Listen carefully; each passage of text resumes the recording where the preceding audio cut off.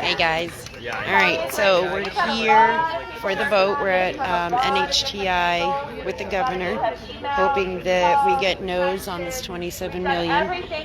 We got a lot of freedom fighters here, which is amazing, and WMUR is here, so how about that? Alright, I'll give you guys kind of a quick tour. He got me through the worst times of my life. All right, everybody hear me? I was actually mad at him. Okay, so they go to fiscal, and it really doesn't matter what happens here today. It does for us because we need to make sure that they're We're joined by several state troopers. That's the most important part of this whole thing, right? They work for us. So, but just so you know, we've already been sold down the ribbon. So there's a $1 million contract that got signed. Actually, it's like 1.3 million under the guise of through DHHS for STD. It's on the granite rock. You guys can see it. So everything that they're doing here is absolutely illegal. It's unconstitutional. So when the governor can meet with the executive council and they can talk about what they want for funding or whatever. But all of that has to go to the full body of the general court, which is the full body of the legislature. So that is what, this has been going, this is long before Sununu. This has been going on for years.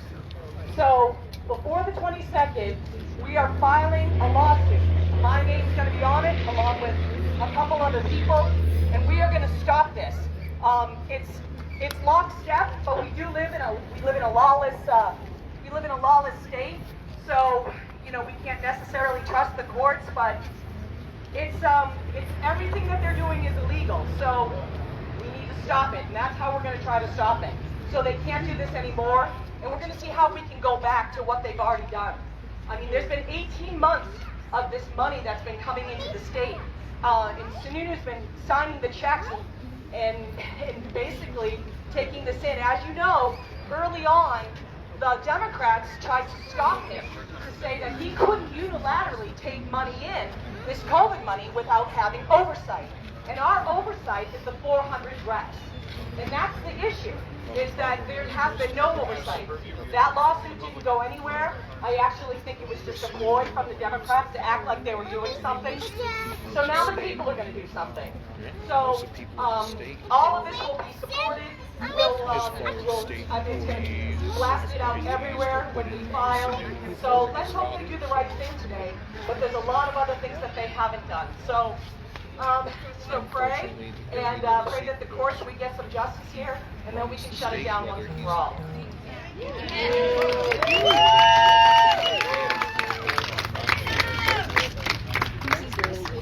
Oh, that's Teresa's.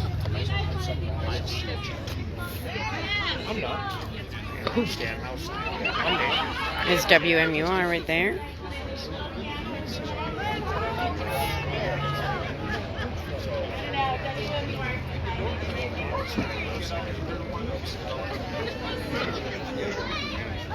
good to see you, man.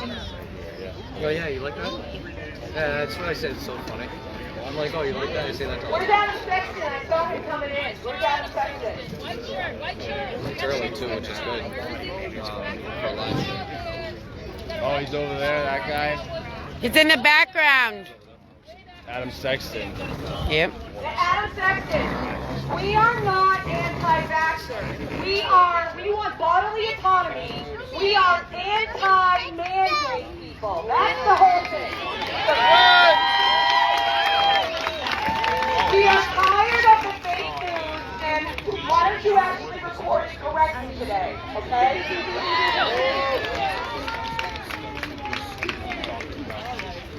How come we haven't been arrested yet for those threats that were made, right? The man bun guy threatened the 5-year-old kid governor, I thought. I'm here. Here I am. Come arrest me if threats were made. They're not going to, because no threats were made. Fake news, lies. We know what it is. Fake news. Fake news. Fake news. Fake news. Save America. Why don't you tell people, that's real news. Tell people about where you're going to be.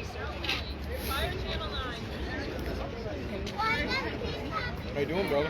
Good morning, everybody. So Reopen New Hampshire has been fighting this since the beginning of this. Good morning. Is that better? Sorry, I'm not used to giving one of these. Thank you. So my name is J.R. Hull. I'm one of the co-founders of Reopen New Hampshire. We started this not this year, but last year, as our lives were stolen by government. That's right. It was obvious in the very beginning that this was a virus, and that typical measures to prevent virus transmission were acceptable and the right thing to do. Locking down all of the businesses, shutting down people's lives, pulling kids out of school was the wrong solution. It hurt more people. Unfortunately, we're still dealing with the unintended consequences of what government did last March a year ago. Today we can stand and start taking back some of what's been stolen. And what we need the Executive Council to do is very simple. To vote down the $27 million in contracts. Kelly behind me has printouts. We're going to turn in all the people, all the signatures who co-signed our letter over the last week. And there was 1,470 at 5 o'clock last night, and there were 1,600 this morning. So there's another 100 plus that signed it last night. And we're going to let those people know how the Executive Council has voted. Because at the end of the day, if they're not going to do what we want as citizens, it's time to replace them in office.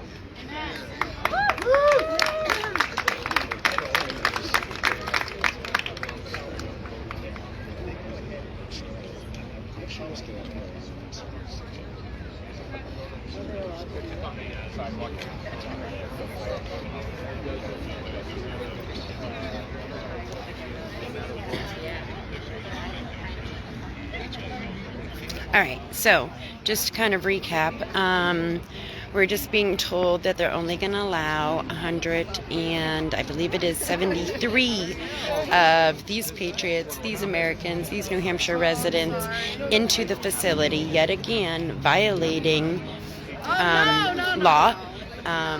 They have to make accommodations for the public, and this will be the second time, and they're not doing that again. Besides the fact that they didn't give us the 5 days notice, which again violates law, and we're going to hold them accountable. So we're going to make sure that several of our best freedom fighters are part of the group that gets in, and we will go from there. Let's hope and pray that we get all no votes, but if we don't, then we're going to go from there. We're also going to talk about some of the injunctions that are being filed to put the kibosh to a lot of this, and the reversals that will be happening too. So I'm just going to kind of stand by. We should be getting in soon, and we'll go from there, guys. I actually, I'm a coward. I hid behind cars until they cleared, and then I was like, okay, that was cool. He's banking on these things that people will have short memories will be able to have. And the Democrats have been so far left that even still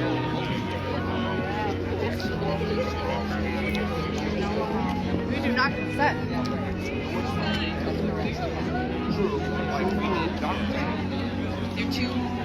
It's not about they are two, they're the opposite wings of the same shipper. two choices. Hold on by.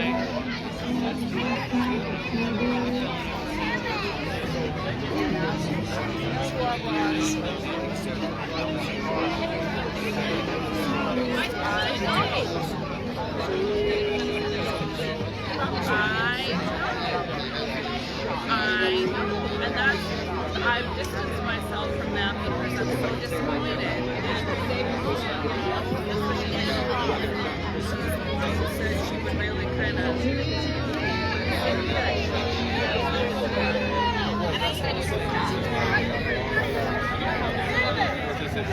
I'm in New Hampshire. Right, yeah. And it is a clean law.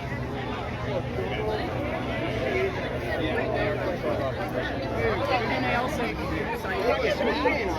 I mean, Reopen New Hampshire also said for people not to show up to our WMUR protest. Why? Because WMUR doesn't deserve the time of day from us. But the day before, 2 days before, they just did a press release with WMUR. How come they get coverage by the news at every event that other people put on? And they try to take credit for it, and then it gets spun in the governor's favor, because whatever they say goes against the real opposition. We're not a group. We are we the people. We're here to enforce the Constitution and make sure these politicians abide by it. Exponentially. Yes.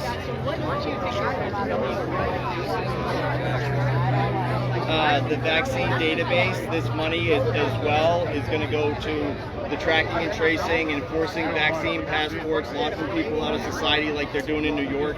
You need to have a vaccine passport to get a McDonald's burger, and also the isolation and quarantine of the unvaccinated and healthy people. So we can see what's going on. It's right in there. It's boilerplate language. This is not boilerplate language. This is frog boiling, is what it is. When it is time for the vote, we are going to stand up, we are going to turn our backs, and we are going to link arms together. Okay? And we're going to stay silent while we listen to the vote. Well, it's up to these groups that I call controlled opposition, which they try to undermine the grassroots. There has to be a protest movement. We need to be the stick to get them to eat the carrot that Reopen and all these politicos want to do. They're not activists, they're politicians and they're lobbyists. And if they want good bills to get pushed through, we need to be speaking with our feet and showing up as people. And if they can't get behind the people, then who are they and what are they really doing? That's the question. There was word that several of them realized that it needs to be a no vote. So I have a lot of hope this morning. I was planning on being silent anyways because they want to take one little clip of me being loud and calling everybody as crazy guy with the man bun and beard, and I'm easy to smear, right, in that respect. And so my plan was to be, just come here and be casual and do my thing and represent the people. So Frank. All right, guys, we're gonna go in. I'll talk to you a little later. Therese. Hold on, boys. Hold on to Mimi. Hold on to Mimi. And Grammy. Hold on to Grandma Cheryl. There you go. We gotta make sure Frank gets in too. I just called him. He was doing an interview. So. There he is. Good. We were trying to make sure that you you were. Come sit with me. That's why I was like, Yeah. let's go. Me, the troublemakers speak together. You need Frank.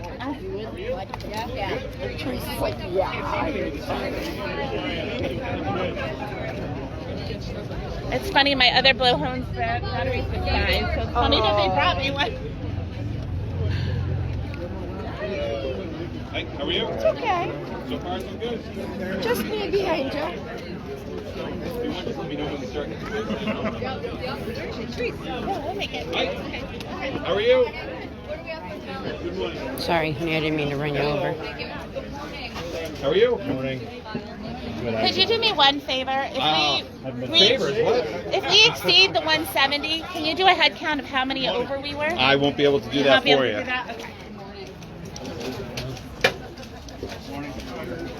How are you? Good morning. Let me know when we're around like 120. Yep. Good morning. Morning, Eric. How you doing? Good. So again, we're only allowed a certain amount of people. Yet again, violates everything.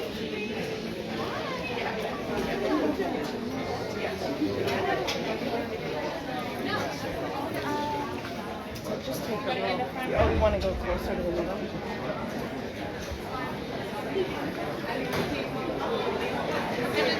Frank, you want to be in front?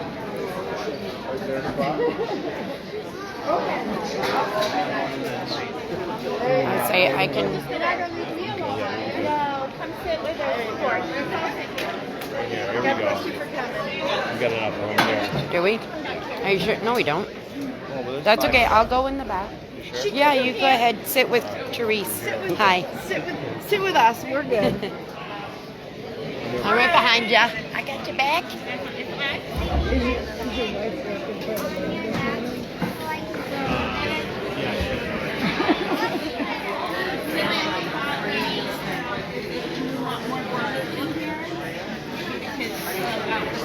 No problem, Desiree. Wouldn't miss this.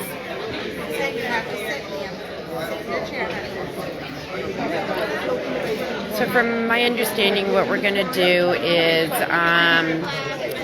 when they start the proceedings, we're all just going to stand up and lock arms and turn our backs to them and quietly await the votes. Again, everybody pray that we get no's across the board, or at least the majority. Other than that, we're just going to hang out and wait. Unfortunately, a lot of our patriots, our New Hampshire residents, will be stuck outside because, like I said, again, they're just not accommodating the public. So we can address that one after.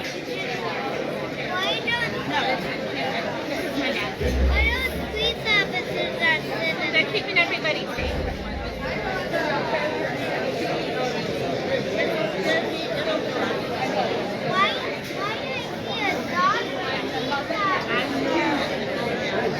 So I've counted at least 20 state troopers that are here. So if you want to know where your taxpayer dollars are going, apparently it is to protect the governor from us unruly patriots.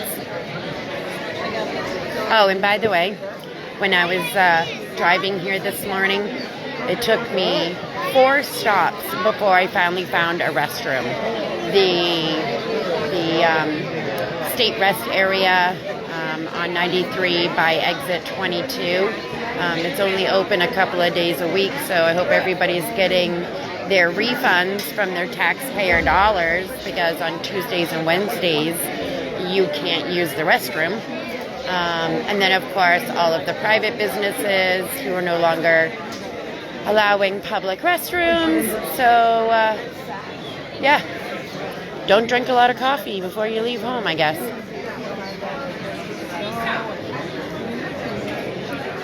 Just give you kind of an overview of the people that are allowed in. Again, we've got the news media over there. Did you notice how cloudy it was foggy this morning? What that is I guess we have some people standing in the back. Try to make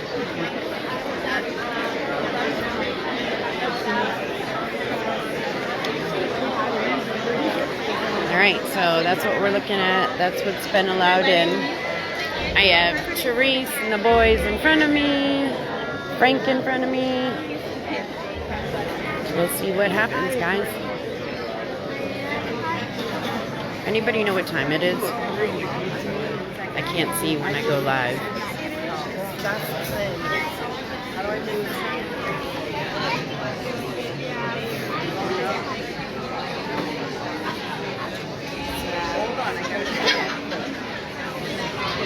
That's a great shot.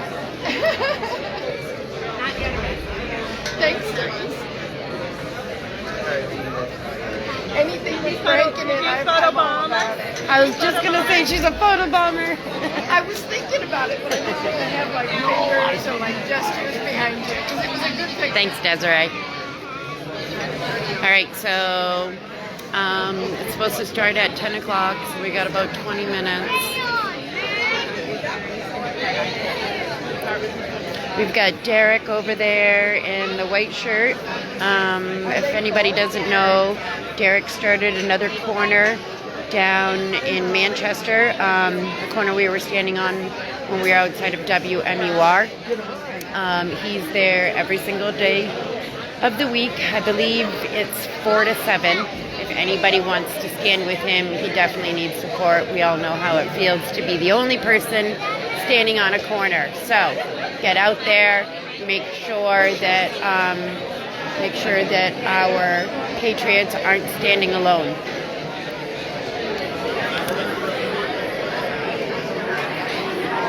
on a side funny note, Therese said, she kind of let everybody know yesterday, make sure you wear your Sunday best. So I showed up dressed professional and nobody recognized me, which is kind of funny. They don't know me without jeans and an 8.3 shirt.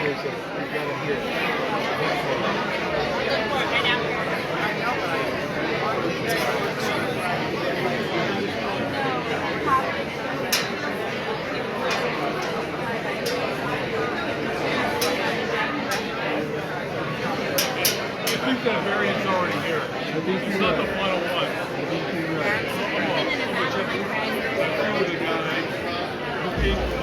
Hey Therese, and it's okay if you didn't. By chance, did you happen to remember my shirt and my flag? The flag I did. I think the shirt ended up in the laundry. I remember, like, there's an extra shirt here, and I looked in all the closets real quick last night. Yeah. And then I got called out, and then the babysitter didn't show. And I think it's in the, but I do have the flag. It's already here. Yeah. If you're gonna see David, I'll give you money to buy another. I would say, no, don't worry about it. I can get one. They need 3 votes. They need to have at least 3 solid. Supposedly we have Kenny, Wheeler, and supposedly Gatsis, and possibly, both Gatsis and Stevens are far. We don't know. Can everybody hear me? What about Janice? Can everybody hear me? Yeah. 3 out of 5. What about Janice? Everybody clap twice. We're waiting for her. Everybody clap twice. You guys are great. So everyone was just asking, we need 3 no votes. That's what we're looking for, 3 no votes. Okay?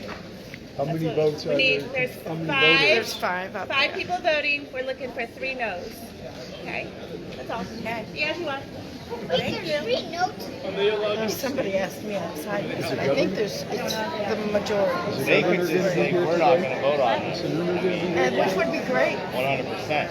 The governor could reject this. Being considered. Right. But he's not going to do that. But he's optimistic. Sununu's optimistic. Later this morning, he's optimistic. Yes, he is going to be here. What are they going to do with 27 million? Buy a bunch of Krispy Kreme donuts and hand them to people? No, they're going to do they're gonna isolation set up- and quarantine and get vaccinated. That's part of it. And a track and trace database. They're gonna make more government funding. Like they have in New York. You can't go to McDonald's without your vaccine passport. And then every 6 months you're going to get your booster shots to be fully vaccinated. Right? You can't comply your way out of tyranny. It just doesn't happen now. Yeah. That's right, amen. That's right. There you go. We got our political science. Well, you know what? I'm going to old school now because they're selling schools one day. It's not very We're going to keep them safe. That's going to wake parents up. They're getting there. So this is only going to grow. And we didn't buy it new. We got it on base final. Hey Kevin. And Therese, say hi to your husband and boyfriend. Hi, Kevin. I love you. There's a huge number of people here. Everyone did great coming in. Your mom's here. Lots of love. Vincent Delaney came in all the way from the Freedom Family Endeavor from Massachusetts where I spoke. So much support. I got a new blowhorn too, babe. A big one. Is that black one yours? Yeah, someone gave it to me as a gift. So. He said, love you all. Hey, I see places. Say hi to Kevin. Hi, Kevin. Hi, Kevin. Guess what? There are places everywhere.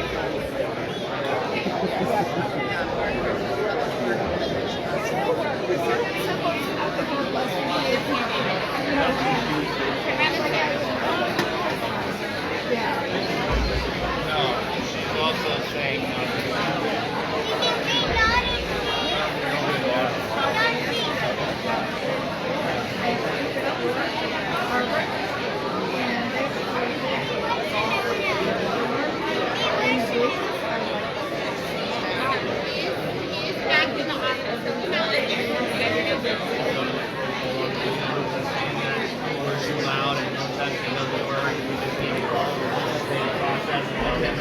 You're here with us in spirit, Kevin. You're here with us in spirit. There was several that couldn't have made it, but we got a great turnout, and everybody just pray. Pray we get the votes that we need.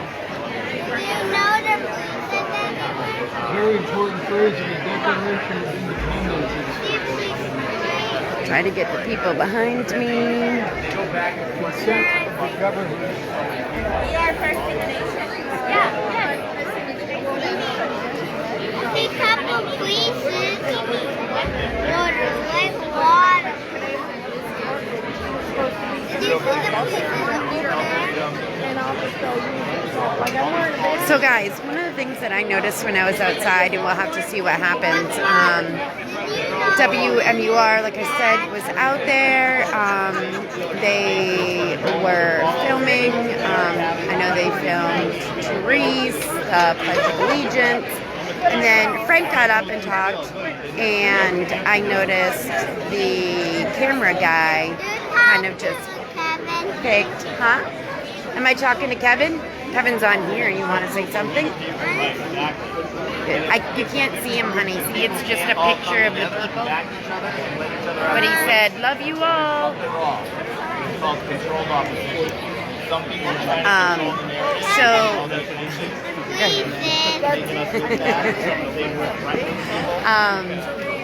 So when Frank started talking, the camera guy just kind of picked up the camera, and so I have a feeling that won't be any clips that make it into mainstream media. So we'll see. We'll see how they put this together. We'll definitely have to keep an eye on that. Hence why I have gone live.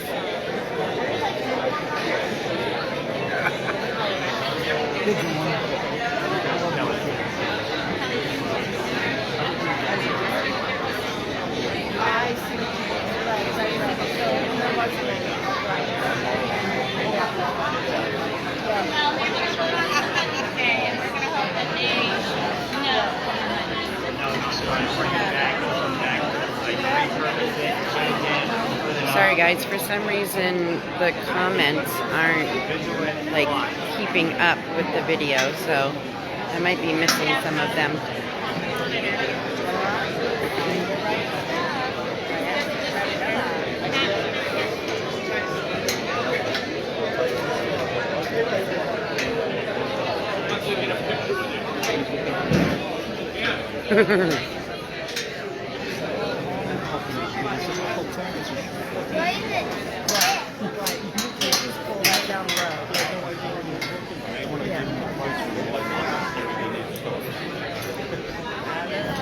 Hey, Lorianne. I'll do pictures later. Just want to let you know that we have an awesome turnout. Kind of an update. They're not allowing everybody in. It's 172. People do the protesting part. All right. Did you hear that, Kevin? It's all us. So they're only allowing, I believe it's 172 people from the public in. For anybody that missed any of that. Which again, violates everything. That's why we shut down the last meeting. But we'll see what happens. You know, we have a couple of different concerns. One, not allowing the public in. The other thing was not giving 5 days notice as they're supposed to. So we'll see. We'll see what happens, guys. It's supposed to start at 10 a.m., whatever time it is now. Hi, Cheyenne. Stand up and say, who's got a leg saved up?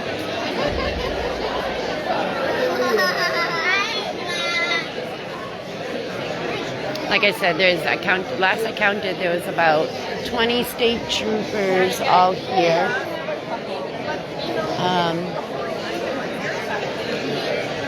So if you want to know where your tax-paying dollars are going,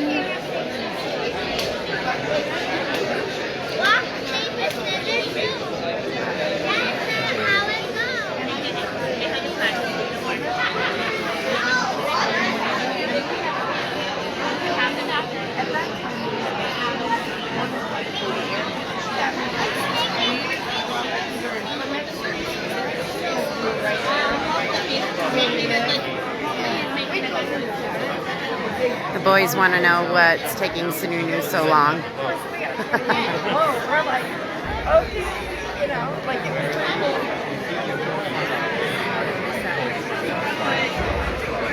Are you going to speak at all? Or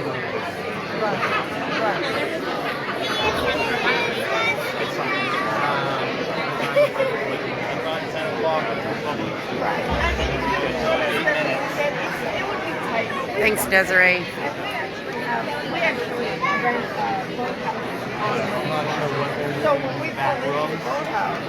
Kind of a recap of all the Patriots that are here.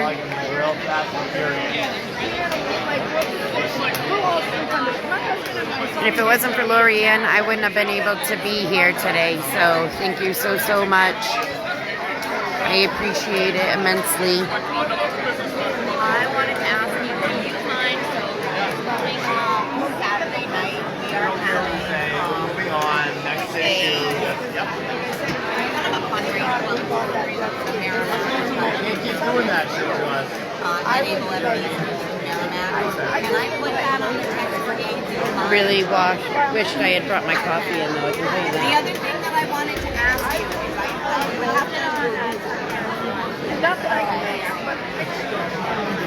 We got Frank and Therese in front of us. Had to keep an eye on them, make sure everything goes all right. I enjoy having it quite a bit. I use it when yesterday we went up to the sanctuary and it's up at the other end of the lake. I don't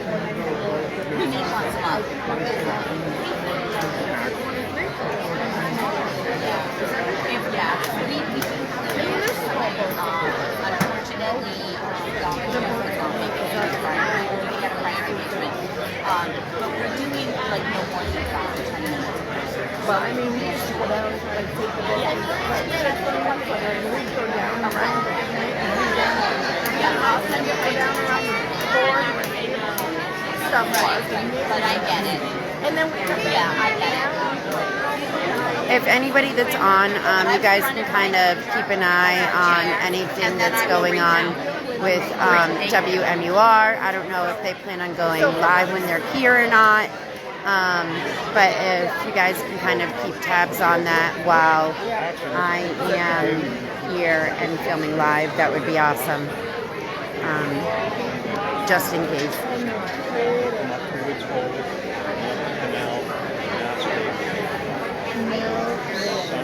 wow, that's awesome.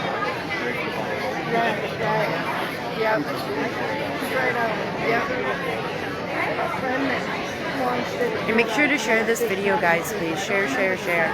For all the people that may have doubts, that don't believe, you know, that this is a thing thanks to mainstream media, share the heck out of this.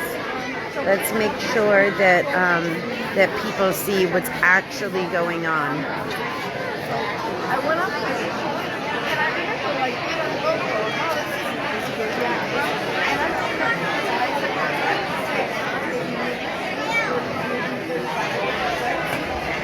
Thanks, Desiree.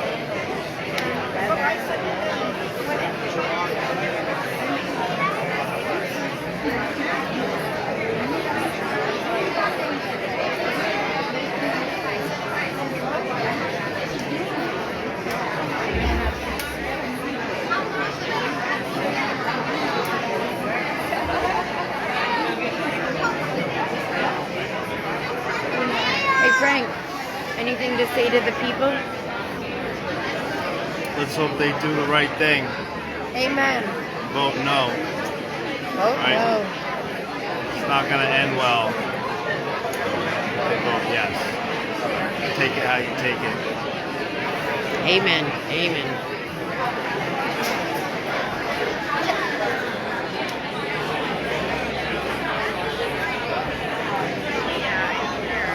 I heard this morning, I was driving here and haven't had a chance to confirm it yet, but I heard American Airlines and Amtrak and a few others are standing with Southwest pilots and shutting everything down. because they're refusing to get vaccinated.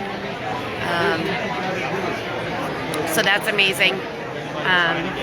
I feel terrible for the people that are stranded everywhere. Don't get me wrong, I really do. But until everybody starts standing and taking a stance on this, the tyranny is just going to continue to happen.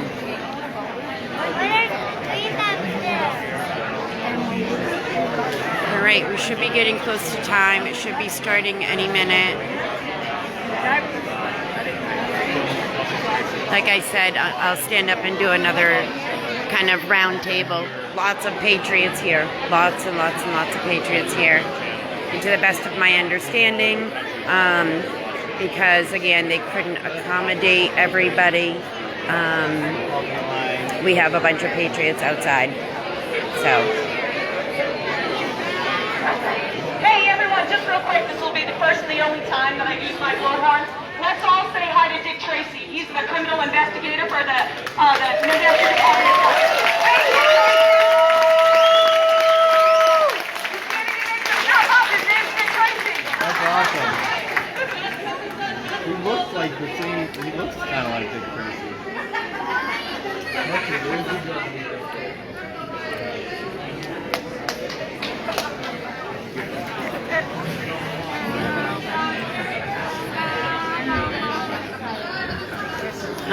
And there is Sununu.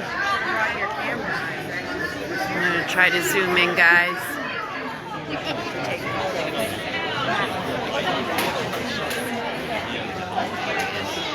Again, make sure to share this video.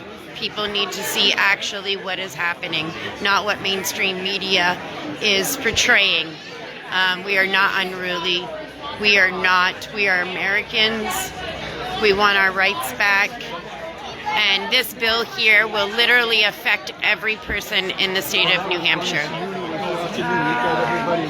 Vaccinated or unvaccinated.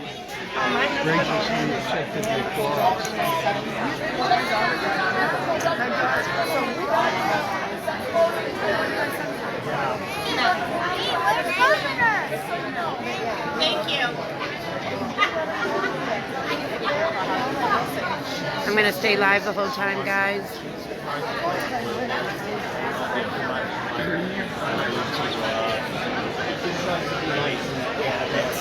Thank you, Desiree. Thank you. Just because they're politicians doesn't mean they're on the freedom side.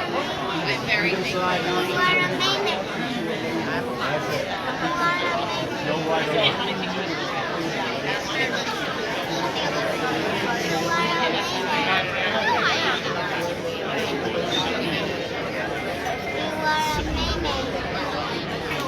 There's our great WMUR reporter. We'll see if he can actually report correct information or if he's just going to continue to spread lies.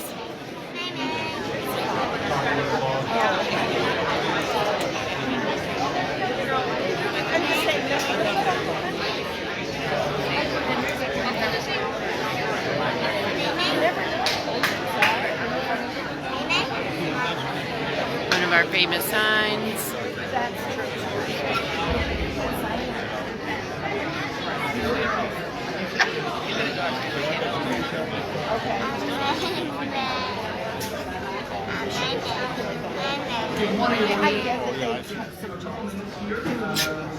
Into order in just a couple minutes. I again, just ask everyone in the audience, it's great that we have public participation, but again, you have to remain quiet so that the meeting can proceed efficiently without interruption. And just so that other folks in the room can hear the discussions going on between the councilors and the commissioners and the staff of the state of New Hampshire. Vote no! So we'll just wait for a couple more minutes and so we're going to go.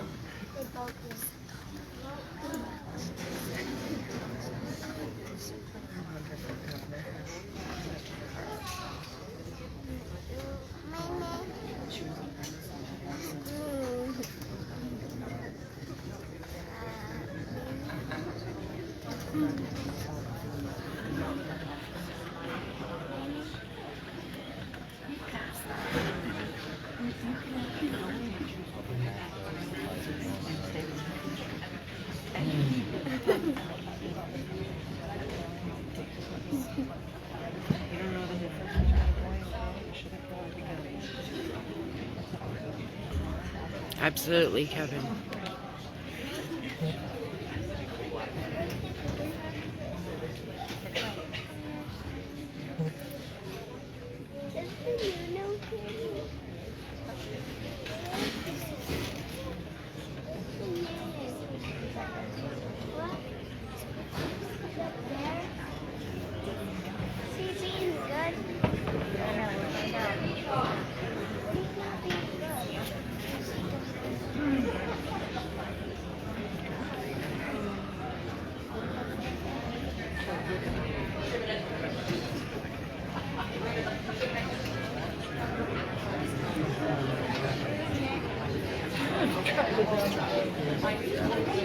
I caught my thumbnail and a chunk of my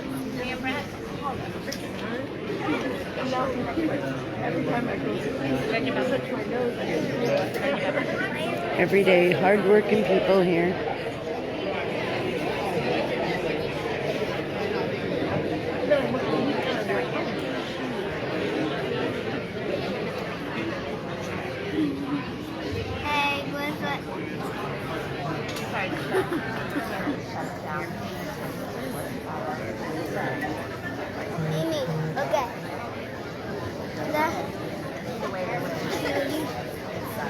He's making faces at me, and she's like,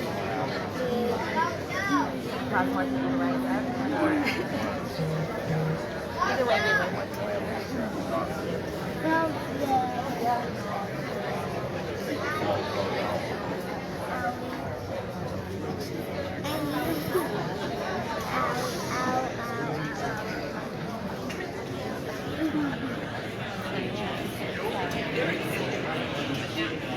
Sununu drinking his coffee up there.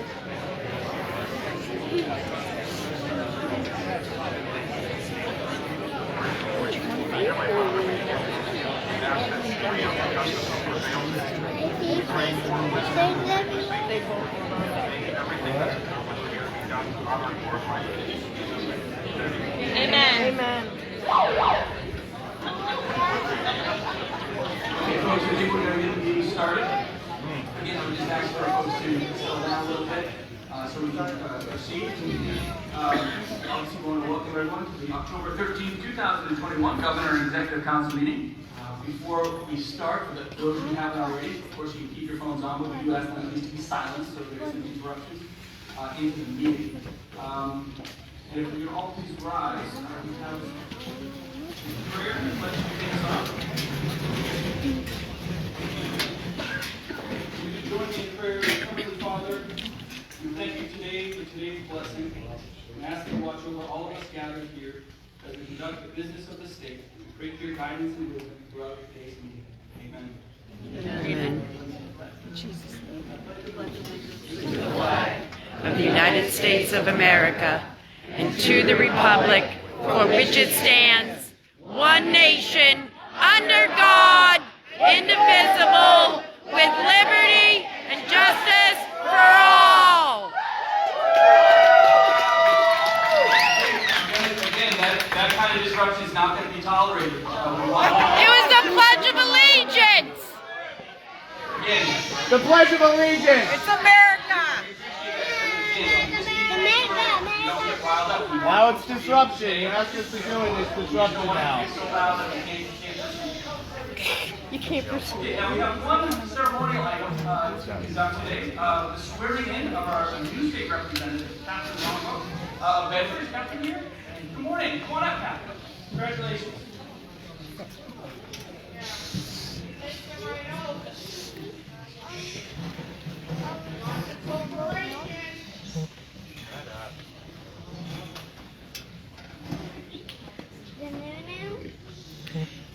So as you guys just heard, Sununu gave us our warning about being too loud for saying the Pledge of Allegiance. You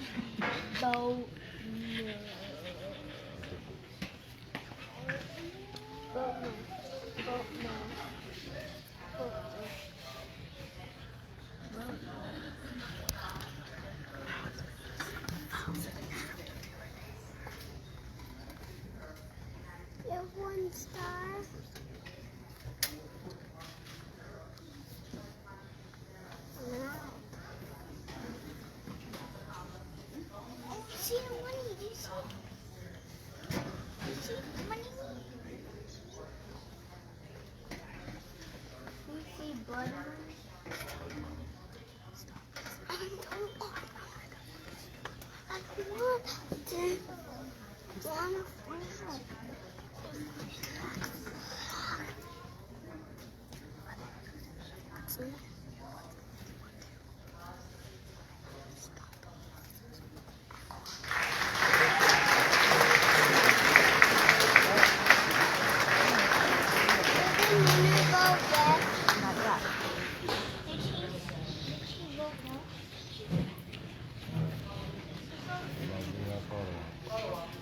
Oh no.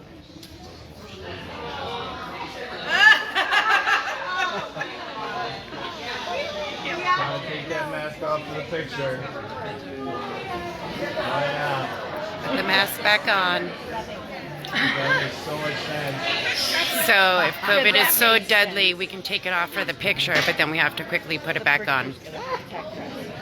The deadly virus. The camera lens taking a picture makes a huge... Photo optics again.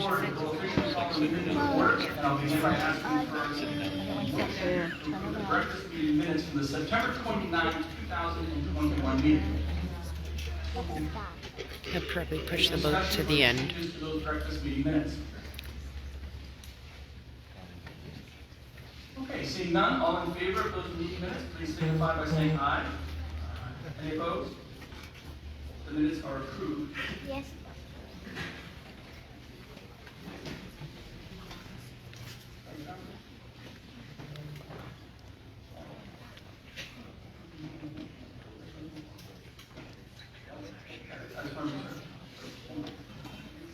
What secret?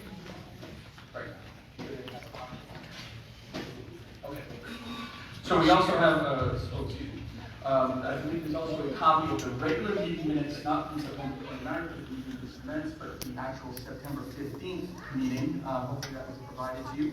And again, I would ask for a motion to adopt the regular meeting minutes of the September 15th, 2021 meeting. Any discussion? Changes come. Okay, seeing none, all in favor of accepting those meeting minutes, please signify by saying aye. Any opposed? Those minutes are confirmed. Next, on the Office of the Secretary of State, we have our civil commissions. Could I please have a motion to confirm the list of civil commissions? And just to be clear, we're confirming both the civil commissions from both September 29th and October 13th. We're going to do those together. Good, a motion and a second. All in favor of approving the list of civil commissions, please signify by saying aye. Any opposed? That list is confirmed. Are there any additional names placed on the list of civil commissions for the Secretary of State? Okay, seeing none, the matter of civil commissions is concluded. Moving on, we have a few resignations to bring before the council today. Here we From go. the Community College System of New Hampshire Board of Trustees, could I have a motion to accept the resignation of Jeff G. Cousins of Lyman? Any discussion? Seeing none, all in favor signify by saying aye. Any opposed? Desiree, can you write down these names? The resignation is accepted. From the New Hampshire Health and Education Facility Authority, could I please have a motion to accept the resignation of Joe Duncan of Meredith? Any discussion? Seeing none, all in favor signify by saying aye. Any opposed? The resignation is accepted. From the Waste Management Council, could I please have a motion to accept the resignation of Nancy Kenner of Leap? All right, thanks, hon. Any discussion? Seeing none, all in favor signify by saying aye. Aye. Any opposed? The resignation is accepted. From the Speech Language Pathology and Hearing Care Provider Governing Board, could I have a motion to accept the resignation of Mary Ellen McKay of Nashua? Any discussion? Seeing none, all in favor signify by saying aye. Aye. Any opposed? Mary Ellen's resignation is accepted. From the University System of New Hampshire Board of Trustees, could I have a motion to accept the resignation of Wallace Stevens of Exeter? Any discussion? Seeing none, all in favor signify by saying aye. Aye. Any opposed? Mr. Stevens' resignation is accepted. And from the Voluntary New Hampshire Board of Directors, could I have a motion to accept the resignation of Lori Valletta of Goffstown? Any discussion? Seeing none, all in favor signify by saying aye. Any opposed? And with that resignation is accepted. That concludes our resignations for today. Now, It's a lot of resignations. confirmations to work for your policy. I want to know why they're all resigning. Yep. Board of Licensure of Interpreters for the Deaf, Blind, and Hard of Hearing. Any discussion? Seeing none, all in favor signify by saying aye. Any opposed? And Rosemary is confirmed. Could I please have a motion to confirm Kathleen Susie Terry to the Board of Medical Imaging and Radiation Therapy? Any discussion? Seeing none, all in favor signify by saying aye. Any opposed? Ms. Susie is confirmed. Could I now have a motion to confirm Amy Althauser of Salem to the Board of Mental Health Practice? Any discussion? Seeing none, all in favor signify by saying aye. Any opposed? It is confirmed. Could I please have a motion to confirm Vincent Biachetti, III of Billington Ironworks, to the Board of Registration of Funeral Directors and Embalmers? What? Any discussion? What the hell is that? Seeing none, all in favor signify by saying aye. Any opposed? They're just government jobs that I've never heard of before. Commissioner for the Department of Corrections.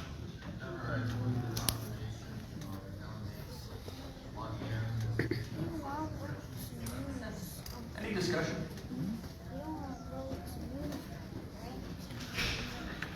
Seeing none, all in favor signify by saying aye. Any opposed? Commissioner Hanks is reconfirmed. Could I please have a motion to confirm Norman Frank of Ackworth as the current use advisory board? Second. Any discussion? All in favor signify by saying aye. Any opposed?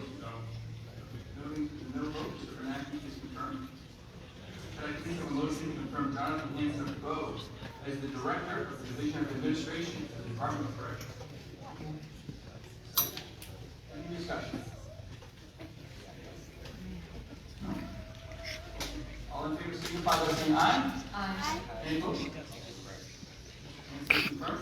Could I now please have a motion to confirm Albert DeRosa of New Durham, the Fishing Game Commission? Any discussion? Seeing none, all in favor signify by saying aye. Any opposed? Could I now please have a motion to confirm Ryan Kaplan O'Brien as the interim. Any discussion? So just to recap, guys, we're here for the $27 million vote that will literally affect every New Hampshire resident. There's lots of strings attached to this money. As a broker since February of this year, people do not feel that he was qualified to sit in judgment of other brokers. There's also a concern that he makes the third commissioner from the Seacoast area, and that there isn't adequate diversity. I spoke with him, and again, a very nice young man who said that he had completed about 12 transactions. So I'm going to go in opposition, not anything personal, but I just don't feel that he has the qualifications to serve. Any other discussion? Okay, all in favor of Mr. Kaplan, please signify by saying aye. Aye. Any opposed? Opposed?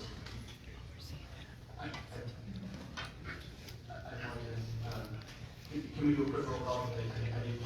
It's a close one. I just want to make sure we go around. No. Yes. No. So with that, the confirmation is denied. Yeah. Could I make a motion to confirm Sue Hannon of Terry to the New Hampshire Retirement System Board of Trustees? Any discussion? Hearing none, all in favor, signify by saying aye. Aye. Any opposed? That is not confirmed. motion to confirm Eric Lassard of Concord to the Pharmacy Board? So moved. Any discussion? Seeing none, all in favor signify by saying aye. Aye. Any opposed?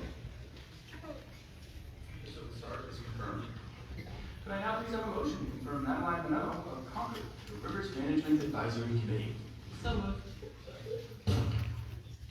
We'll definitely have to get a list of all these names, the resignations, and who is, all these people coming on are. But again, to recap, we're here for the public vote on this $27 million that has detrimental strings attached to it for the residents of the state of New Hampshire. We were just warned by the governor when we were doing the Pledge of Allegiance that we were too loud. So we will go from there. We have lots of New Hampshire residents here, all freedom-loving patriots. I'll kind of go around the room.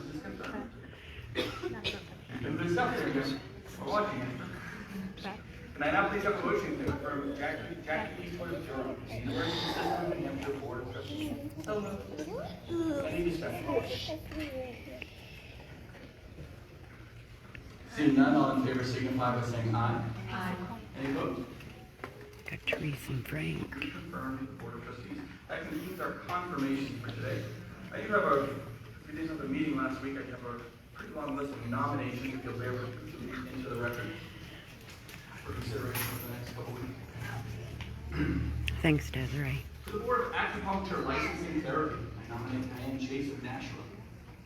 To the Board of Landscape Architects, I nominate Catherine Weiss of Nashua. Please make sure to share this video, To the Board of everybody. Mental Health Practice, I nominate Deborah WMUR Robinson is here, but we know they're not going to report it To correctly. the Community Development Finance Authority, I nominate Jared Reynolds of Concord and Michael Plattman of Sugar Hill. To the Dental Hygienist Committee, I nominate Mary Duquette of Hopkins. As the Deputy Commissioner for the Department of Education, I nominate Christine Brennan of Ossipee. As the Deputy Commissioner for the Department of Employment Security, I nominate Rich Lavers, Concord. As the Deputy Commissioner for the Department of Information Technology, I nominate Ken Dunn. As the Director of Security and Training for the Department of Corrections, I nominate Paul Raymond Jr., Concord. To the Family Mediator Certification Board, I nominate Keely Noyes of New Boston and Thanks, Lorianne. To the Fire Standards and Training Commission, I nominate Neil Irvine of New Hampshire. To the Higher Education Commission, I nominate Sean Fitzgerald of Keene. As the Justice to the New Hampshire Circuit Court, I nominate Philip Cross of Portland and Daniel Swigert of Warner. To the Juvenile Parole Board, I nominate Michael O'Connor of Swansea and Timothy Flaherty of Franklin. To the New Hampshire State Council on the Arts, I nominate Roger Brooks of Concord, Jason Torres of Sugar Hill, and Peter Warburton of Exeter. As a pharmacist for the Department of Corrections, I nominate Matthew Urbach of Dunbarton. As a second-level pharmacist for the Department of Corrections, I nominate Kelly Brown of Kenya. And as a third-level pharmacist for the Department of Corrections, I nominate Asentina Karpopoulos of Concord. As a fourth-level pharmacist for the Department of Corrections, I nominate Jeffrey Sims of Boston. To the Public Utility Commission, I nominate Carlton Simpson of Hampton. To the Speech Language Pathology and Hearing Care Provider Governing Board, I nominate Tim O'Meara of Hampton. To the Water Council, I nominate Michelle Davis of Concord. And to the Waste Management Council, I nominate Paul Moser of Durham. And that concludes the nominations for today's meeting.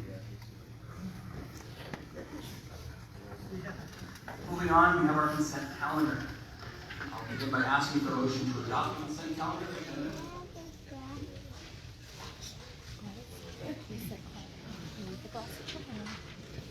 This motion is a second. Any discussion or request to remove items for further discussion from the consent calendar? Councilor Wheeler. 5.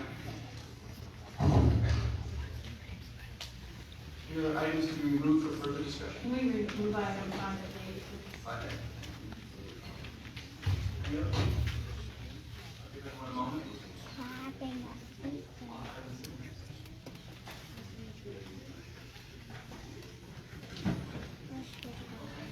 So, seeing no more requests to remove items, all in favor of the consent calendar agenda, with the exception of items 5A and 5B, please signify by saying aye. Any opposed? And with that portion of the consent calendar agenda is moved. Could I get a motion? Could I have a motion to adopt the consent calendar agenda item 5A? So moved. Any discussion? I believe this is an item from the Department of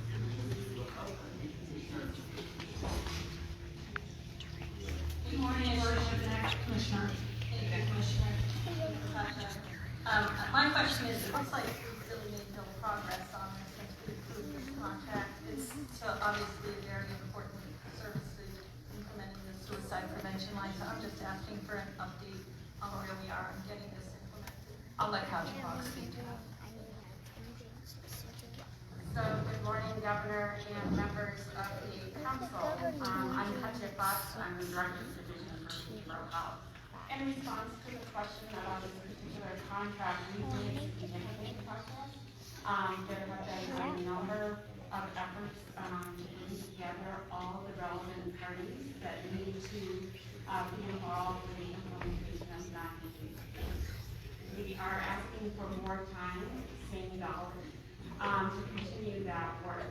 As you know, 988 is a 3-digit number that is for the crisis line, what's known as the suicide prevention line.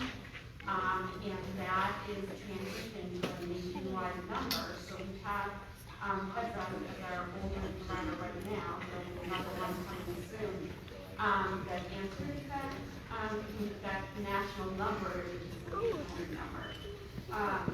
The FCC approved 988 to be that line effective on July 1st. And so we have worked with the Department of Safety and with a number So Mark, this is for the $27 million that was to be voted on. What was it? I think it was 2 weeks ago, and we shut that meeting down because they were not allowing the public in, all of the public. They're only allowing 50 people, and it's a public hearing to vote on this. That $27 million has a lot of unjust strings attached to it. It would be detrimental for the state of New Hampshire. It talks about isolation and quarantine and enforcing, the state of New Hampshire would enforce any federal mandates that came down the line, which basically means that if we accept this $27 million, which the state of New Hampshire does not even need, but if we did accept it, we would be forfeiting our rights to stand up for our citizens, and we would have to enforce and abide by any of Biden's further mandates. Okay, seeing no further discussion, all in favor of item 5A, the consent calendar agenda, please signify by saying aye. There's a motion to adopt agenda item 5B. Discussion.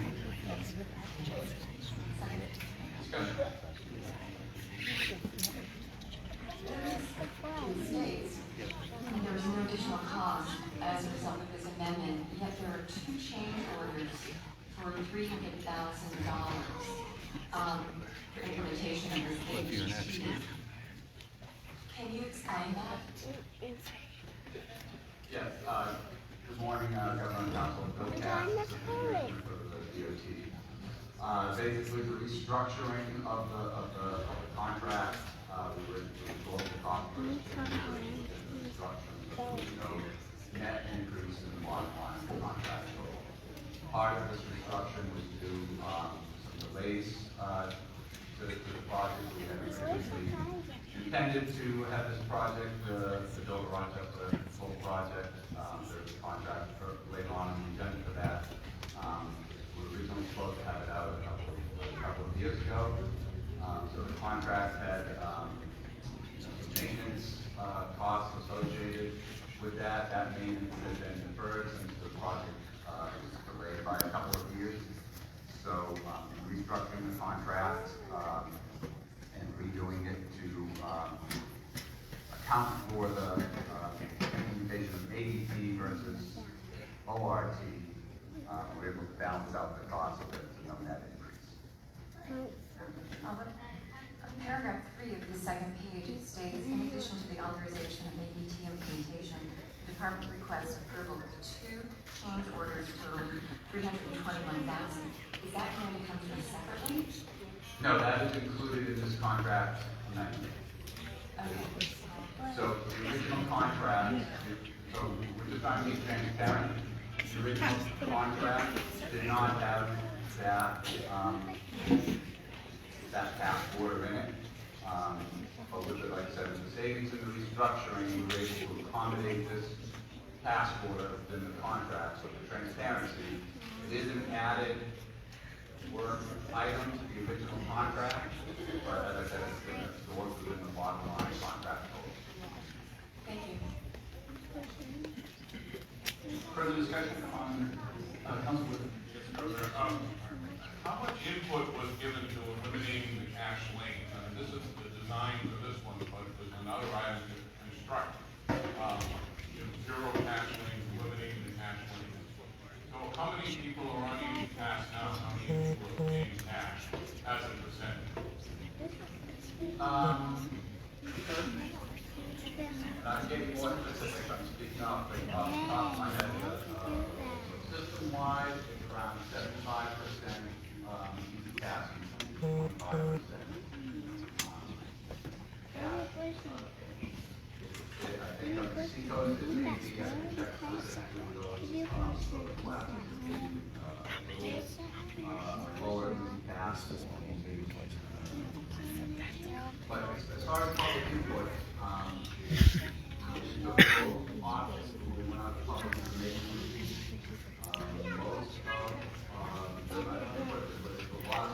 Alright guys, my battery's starting to get low. I will go live again right before they vote on the money. So stand by, be ready. So as soon as I go live, you won't miss it. Thanks. Lorianne, right now what they're discussing is making all the tolls easy pass only and no money tolls.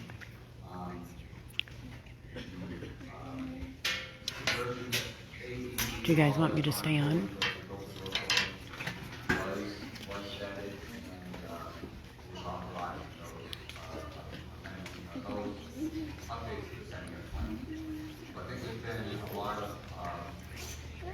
Public involvement in making So were there company public hearings all over the state on this issue, or just one event?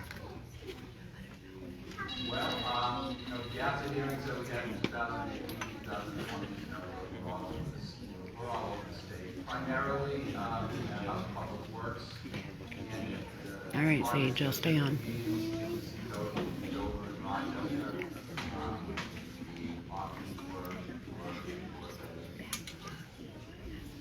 But anybody from the whole state who happens to go through that whole thing, right? Yep. And that, the part of the state. I mean, why not stay with choice? Why not allow people to pay cash? Why go cash? And if we were to go cash, was the second part of the question is, suppose you go through the toll and you can't pay. What's the process? And then what's the penalty if you don't pay time? Yep. As far as going to AD versus ORT, I think there were a number of reasons that affected that decision. AT with all electronic tolling and not having all construction. Certainly, I think that's the way the tolling industry is going now. Some of the expectations from the public. There are a lot of safety benefits. This is a monthly capability So just to recap, what they're talking about is making all tolls go electronic, that you'd have to have the transponder, keeping in mind you also have to pay money to get that transponder, right? And then you have to add money onto your account electronically, so there would be no more money tolls.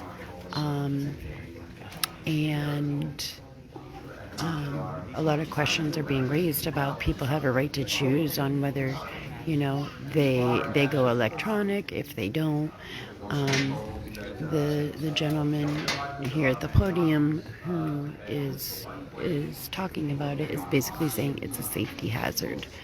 So that's why there shouldn't be any money tolls.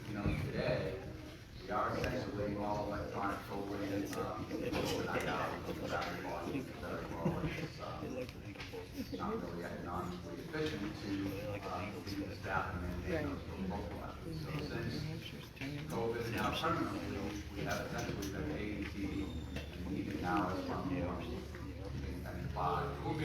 and he's literally grouping it into a COVID issue.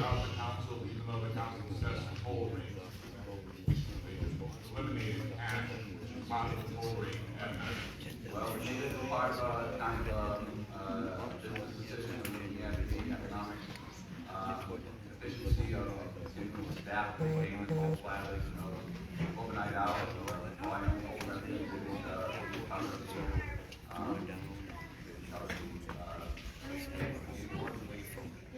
Ridiculous, huh, Frank? Yep. Assistant Commissioner, it's good to see you.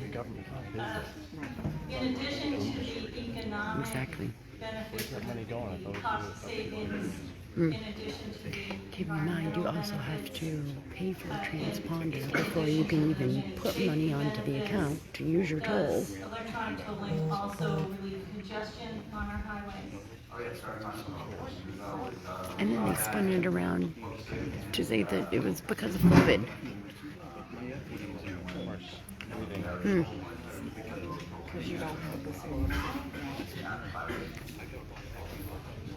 And by relieving congestion, we encourage tourism in our state, which is a major economic driver for our state.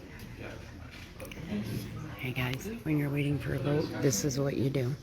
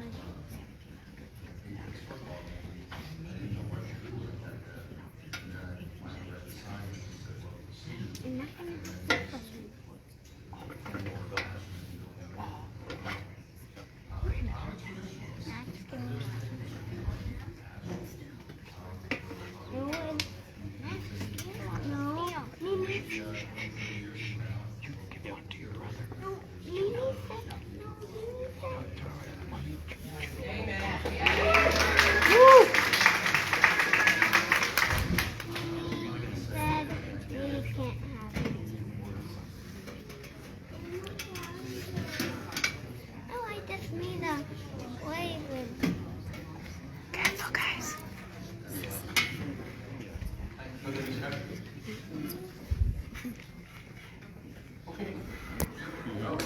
Sure, we'll do a roll call vote on one more observation. The one thing about this is that this debate and stuff was because of the age of the revolving turnpike toll system, those they were 1950, so they need to be right-sized and they need to be addressed. The big discussion was a lot of discussion about the small turnpike was kind of isolated area and at least going forward and necessarily a violation. Tiptoeing into this going system-wide AD or things like that, it was a probably strategic approach to look at your small turnpike classes. It needed to be redone, looking at those as a first step in that, or we consider the violation. I don't want to just show that our goal right now is to go system-wide all the responsible with the rehabilitation, with the rehabilitation of violence. So just to be clear, stadium cash system, we have a potential $1 million to rebuild the stadium.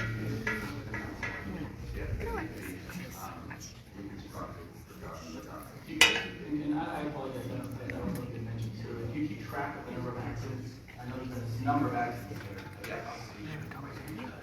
Yes, in the last 3 years, we've had 20 accidents, actually 21, because there was one 2 weeks ago. Striking the whole class, the whole area. We've had manned people in some of those areas, and luckily they weren't that is a concern.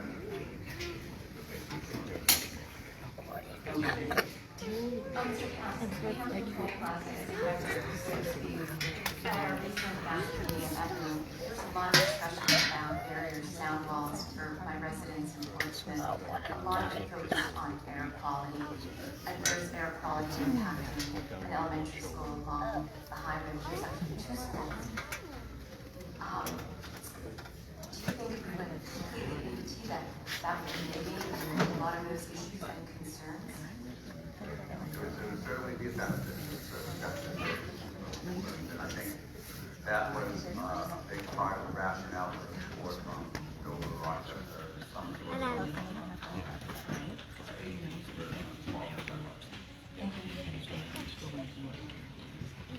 Further discussion? So, the roll call vote. Now, after item 5B. Yes. Yes.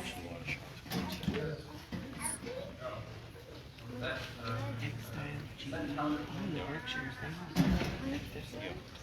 That concludes our consent calendar. Moving on, we have our regular agenda. All right, we're moving on to the regular agenda.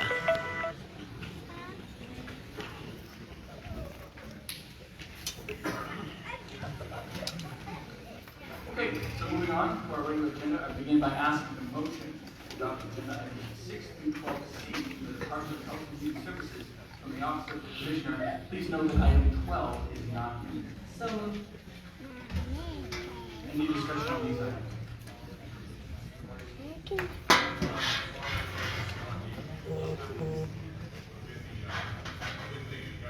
The item was removed by the department. Moving through the item.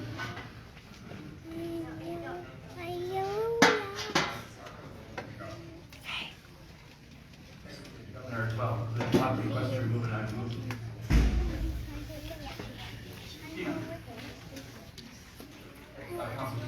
In regards to agenda item 9, this is testing with Leader Choice.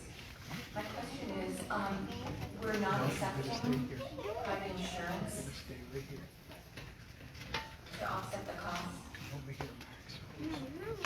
Are you referring to number 9, which is community? Exactly. Okay, so that's post-accidental needle stick testing. So that is not COVID testing. So this is for our volunteers that have an accidental needle stick while providing vaccination, that we cover them to get the series of tests. So that responsibility is on us. Okay, thank you. Additional questions on the agenda, Councilor Gadsden? The department is issued a letter January 15th on CNS. The letter stated overspent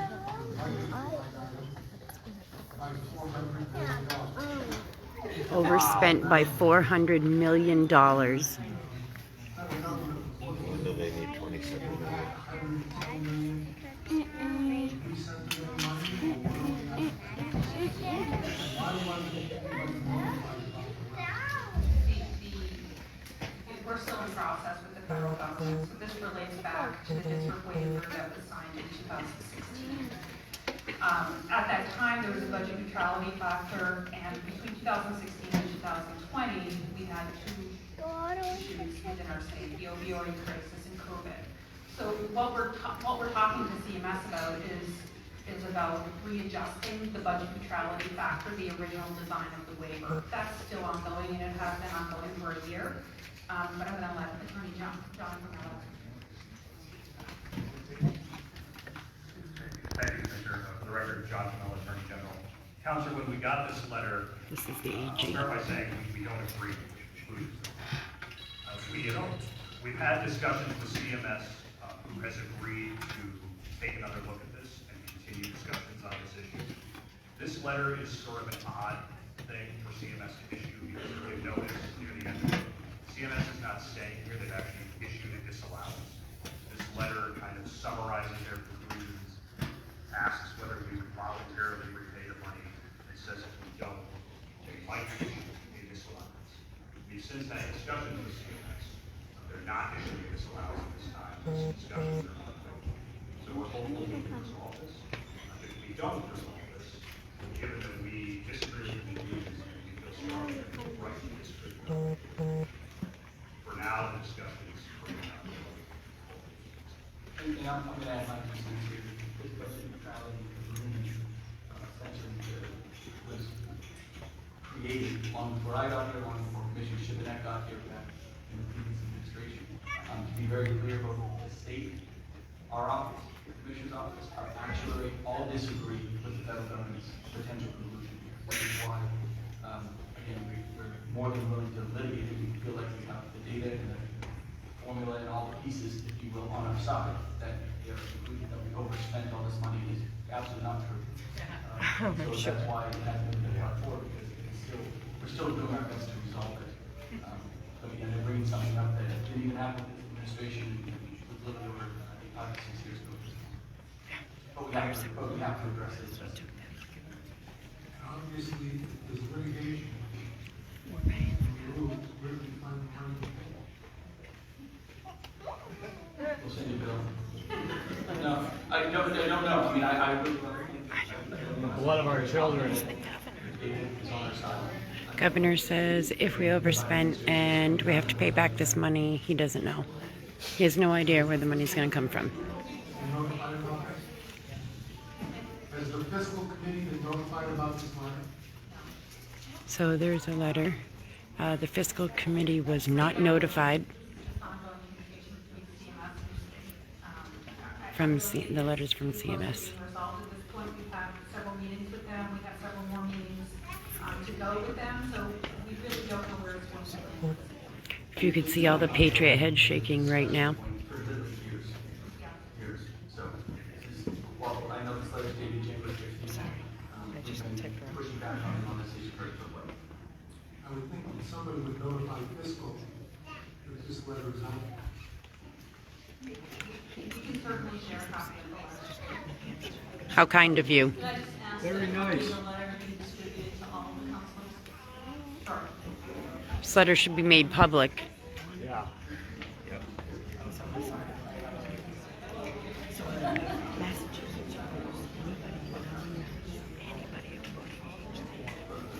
Further discussion on this or other items, I know, Council Kennedy.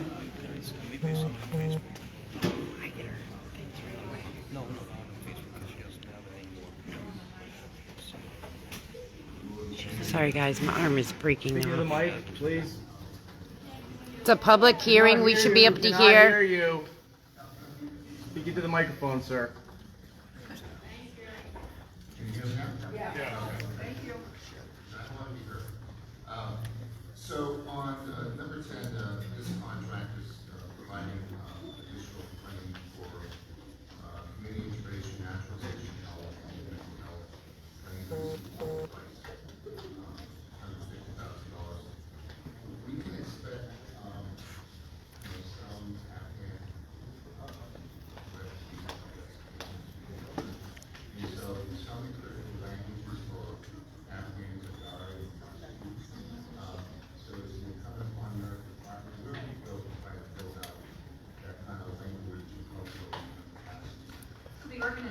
that are awarded these contracts works directly with the federal government around some of those issues around finding the resources for very specific subpopulations.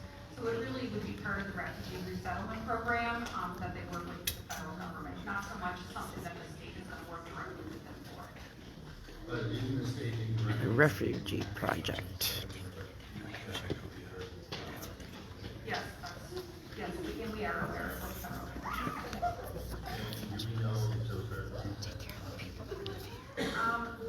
We are not aware that they've settled yet. We've been told that the first shall arrive in the near future, and the max right now is 175.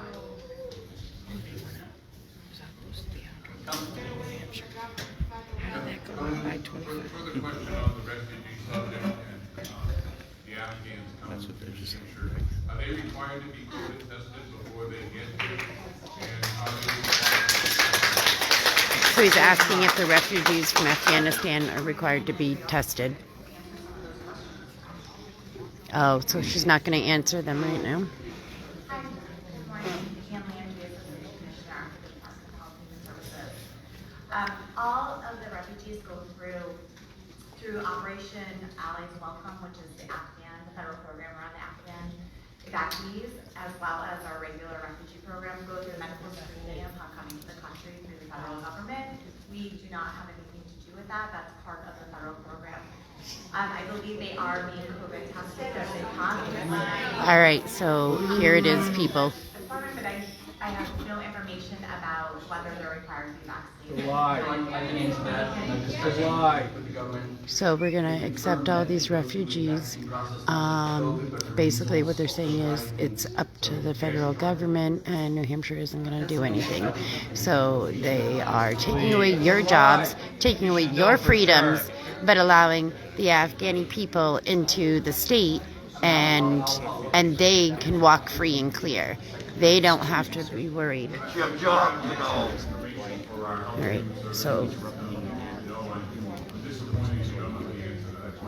state troopers are coming over to Frank. It's all right, guys. I got you.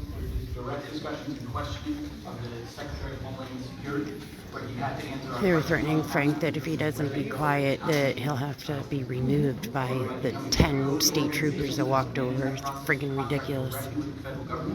So therefore, the state wouldn't know. They don't send us reports per se. And I understand it's a federal program, but really what I'm saying is, why don't we have our own program if they're coming to our... Absolutely! That's right, baby. Policy might be a better word. I hope you guys can hear. We want them to be vaccinated, we want them to be tested before they arrive here, that's all. Just asking. Well, again, if that's something the legislature wants to take up, but a direct federal program to the state is not directly involved. So we're going to let them into our state. The state is not directly responsible. We're just going to leave it up to federal government. So that's insanity. Do you need me to get you duct tape so you don't get in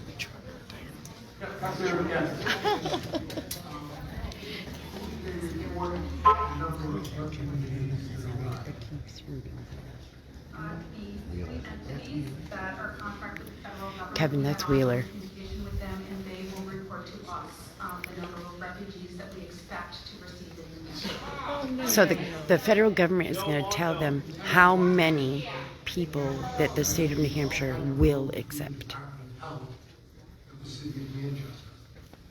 Go through their shots, to be vaccinated, and all those things. Do we know how many folks are coming from the southern border? Oh, people from the southern border? Has anybody... We don't have the information, so apparently we're accepting people from the southern border as well in the state of New Hampshire, people.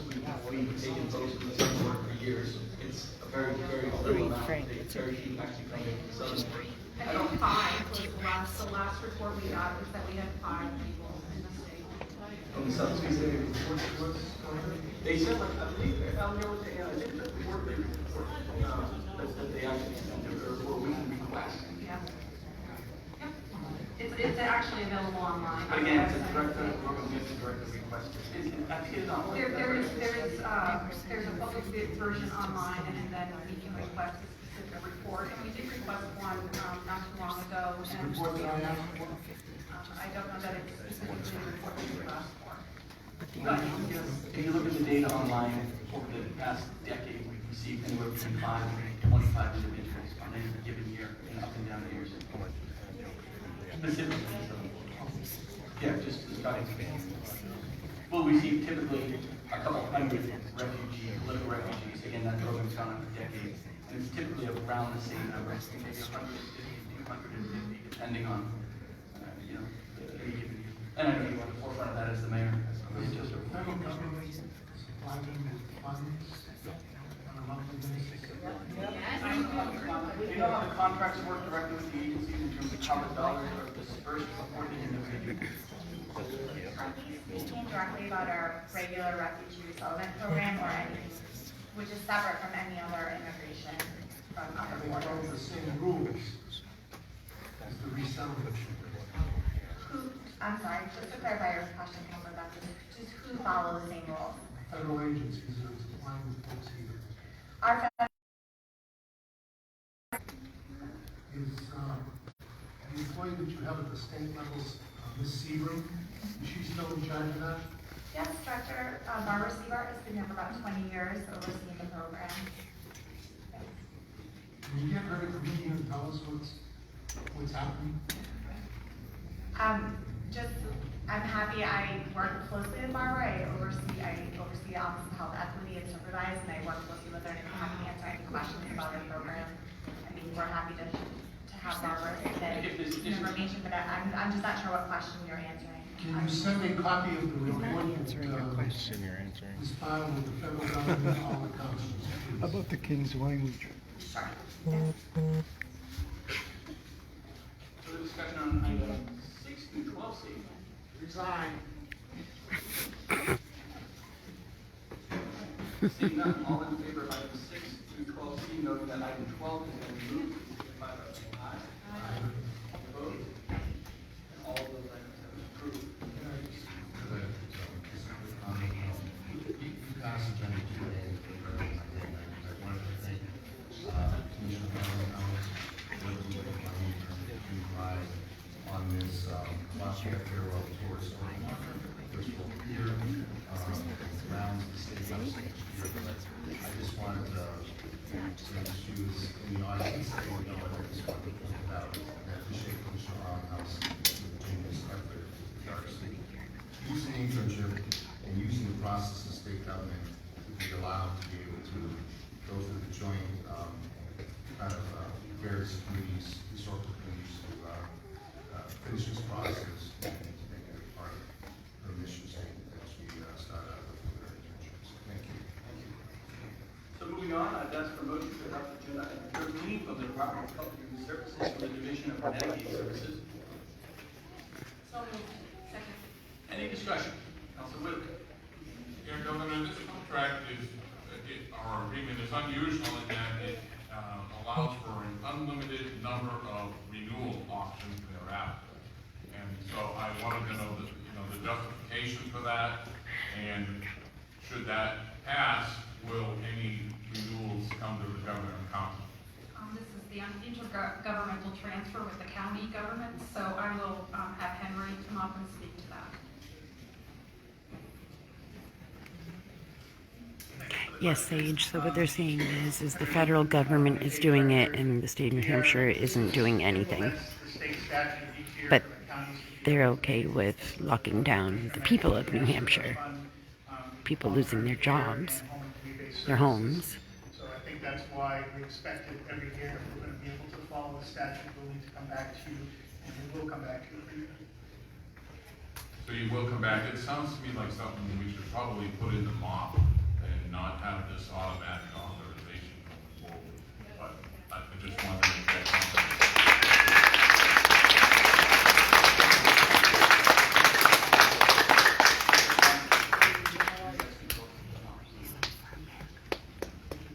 Further discussion on item 13? Okay, seeing Seeing no further discussion, all in favor of item 13, please signify by saying aye. No. Oh, you know what item 13 does pass. And now is our motion to adopt agenda items 14 and 15 for the Department of Health and Human Services for New Hampshire Hospital. So moved. Second. Any discussion?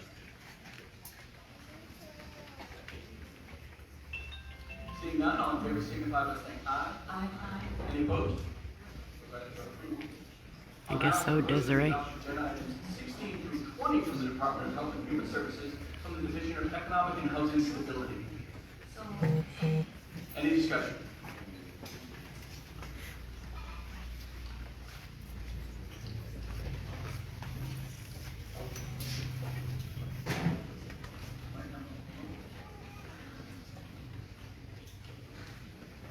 On item number 20, can you define parameters of how many community health workers?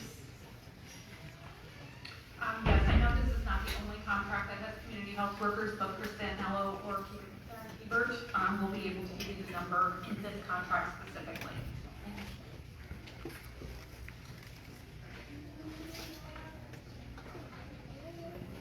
Ladies and gentlemen, while we appreciate your desire to be here this morning, and Oh shit. you are disrupting the meeting, you will be arrested for disorderly conduct. So we're going to be arrested for Define that for us. disorderly conduct if we disrupt the meeting. Good morning. Good morning. There you go. Doesn't seem Good morning, Governor, good morning, councilors. My name is Karen Hebert. We were just threatened. I am the Director of the Division of Economic and Housing Stability for the department.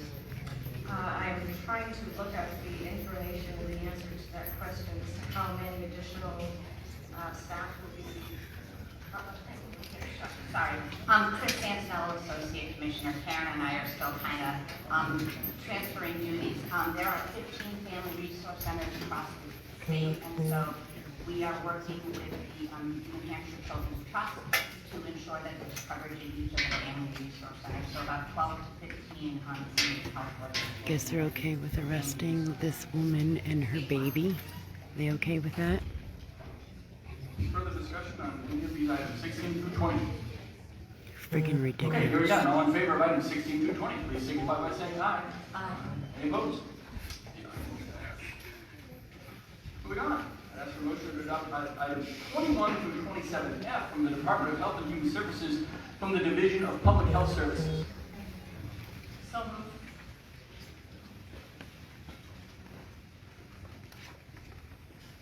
Motion is there a second?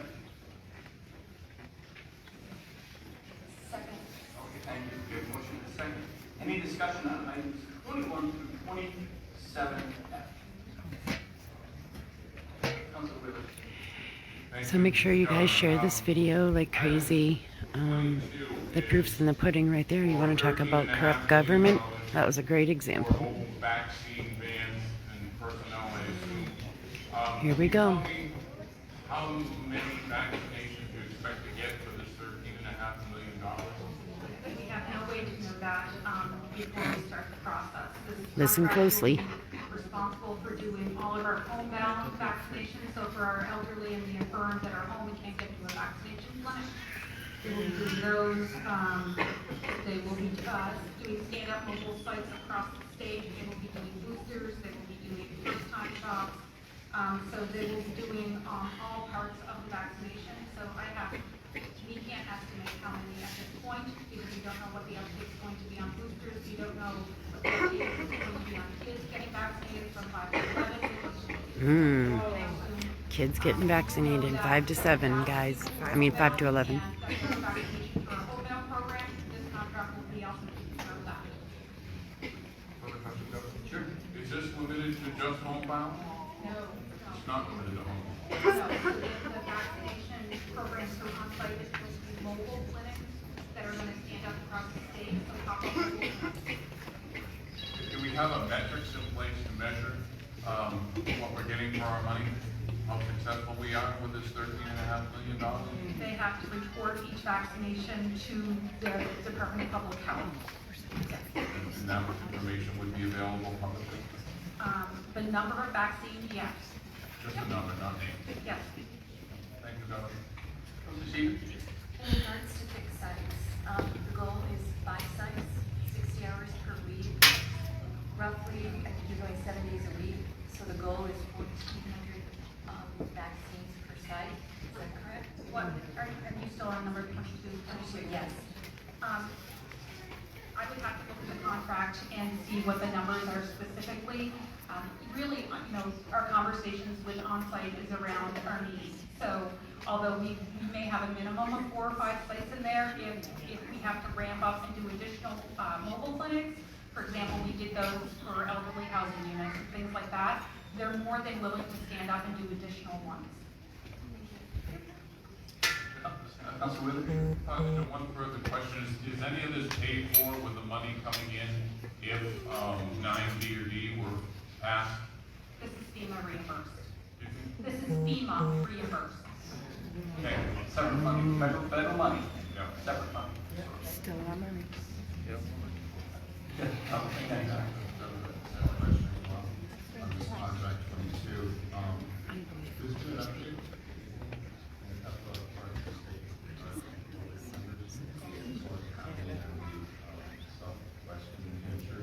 So when you look at these mobile sites for this contract, do you prioritize sites to those areas? We're going where the need is. So one of the things that we ask and we keep track of is what the hospitals can handle and what the private sector can handle. So initially, before the surge in Coos County, the hospitals in that area said that they were more than able to handle that surge, the vaccine clinics. Now that they're having a surge, yes, that is exactly what we would do. We know the hospitals are spent, they have staffing issues, they have high COVID numbers, so if we can go on to supplement Unbelievable. Okay, I'm gonna pause the meeting and ask again that you cannot be disturbing the meeting. By all means, we want the public to participate, but the repeated disturbances are not gonna be, we're gonna have to ask you to leave, and we want folks to be here, we want the public to participate, but it has to continue, again, allowing the state to do the business. Sorry. So as the hospitalization rates increase in the North Country, that is exactly what this contract would do, is to look and supplement the vaccine clinics in the North Country so that they can come to She said that Coos County is inundated with COVID patients, and the hospitals have indicated that they can handle it, but they are overstressed and overworked and short-staffed. We're still on 22. I can get you that information. So we've increased from 2.2 million for whenever this started to 13 million for 4 months. The state had initially had over a dozen fixed sites that we were doing vaccinations with the assistance of National Guard. We no longer have those vaccine sites now, and we're relying on our contract services to do all of it. And That's what this is. 4 additional sites? At least 4 additional sites. There will be much more than that as smaller mobile vaccine clinics and the homebound population. They want to throw us out, so we're not here for the vote. Vaccinated people in the state of New Hampshire. We're right around 70%. So we're doing 13 million for 30%. We're doing 13 million for 30%, and then you have to Patrolled add in the boosters, up and down the aisles. for everybody that got Pfizer, and then we're going to work 70% of the eligible population. So that includes everybody over the age of 12. So very shortly, we're going to see approvals for age 5 to 11. We now have a 3rd booster for Pfizer. We will see a 3rd booster for Moderna. We will also see a 2nd shot for Johnson & Johnson. Just so you guys are aware, look. December 31st, OnSite is going to manage this. I expect that as we continue to see additional boosters, additional age ranges, we may be coming back for additional money, or we may have to set up sites ourselves. It depends on whether the hospitals can manage the volume that they're going to have. Here we go, guys. We're just going to turn our backs to all of them. I can't tell you how many people are going to take the vaccine in the future.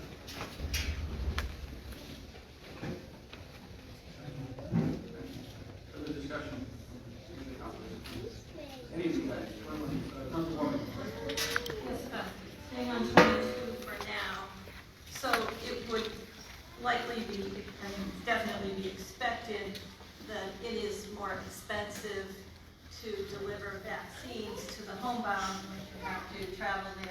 one vaccine than to set up a fixed site and as with the National Guard and do many. Yes, it took us 3, 4, 5 months to do the homebound population, and it was in the thousands, a couple of thousand people, versus several thousand doses of vaccine going out every day throughout Texas. And once the vaccines are approved for the 5 to 11-year-olds, we no longer have Vaccines the approved, National 5 to Guard 11. sites for them to get vaccinated. So we will be relying on this provider and other contractors to provide these services. I expect that children age 5 to 11 that want to get vaccines, parents want them to have the vaccine, get their vaccine either through the school-based clinic, through the regional public health networks, or through their local pediatricians. There may be some private vaccine clinics that are stood up, but we have a system in place. We do it with our flu vaccine at school-based clinics. So I expect that a lot of them are going to go through a very similar system. And for assisted living facilities, where I know we were doing private setups, these kinds of setups. I got my flag waving high in the air. This contract and probably several other private providers will do assisted livings. Nursing homes are doing their own right now, but assisted livings often don't have the medical staff to be able to do these, so they'll contract with, either have the state contract in or they'll contract privately with a private entity. Thank you, Governor. I have more questions on 27F, but I just wanted to see if you want to finish. Yeah, sure. Any questions on this item in particular? Councilman Wood? Yeah, one further question. What is the spread between vaccinated and fully vaccinated? What do both those numbers look like? Approximately 65,000 individuals. One dose. As a percentage, if you have it that way, please. About 7% approximately. We'll get you the exact number, but it's approximately 7%. Yes, I do have those numbers, if I get them to you afterwards, unless it's pretty So the 75% number that you mentioned for Councilor Gatsis, was that vaccinated or fully vaccinated? that is vaccinated. There's not a large spread between vaccinated and fully vaccinated. It's a very small spread. So maybe subtract 7% at the moment. Okay, thank you. 70% minus 7 at the most. The eligible population, right? That's a great key point. That does not include the up to 12 years old. Thank you, Doug. Thank you.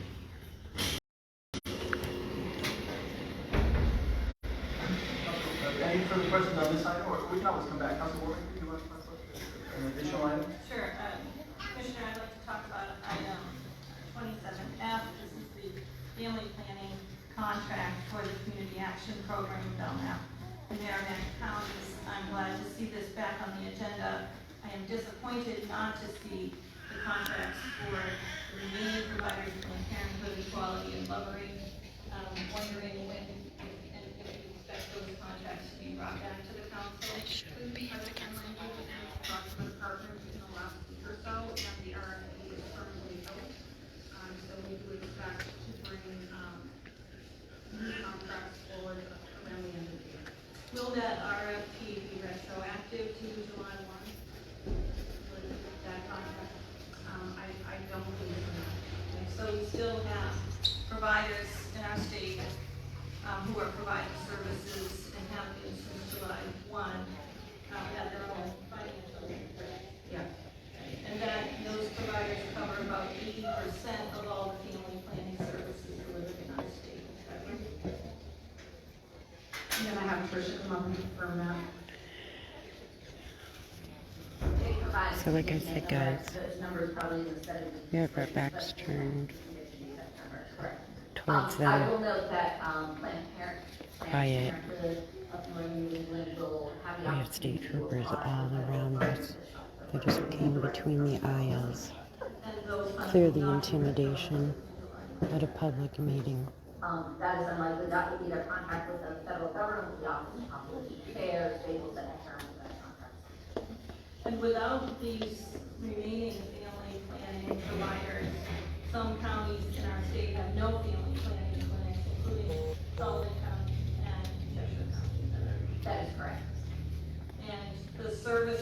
covered by these contracts include cancer screenings, breast exams, pap smears, STD testing, and treatment and contraceptive therapy. That is treatment. And the lack of contracts in these areas, of the lack of training services will have negative health consequences for those who need these services. It will result in They don't arrest this lady for her baby. teen pregnancies and negative birth outcomes. Bless you. I understand that some counselors here have indicated that they needed additional information. Even this about little these girl contracts. knows. Have you answered all of the counselors' questions at this point? We've answered all questions that have been asked to the department. And still these contracts are not being brought back? That is correct.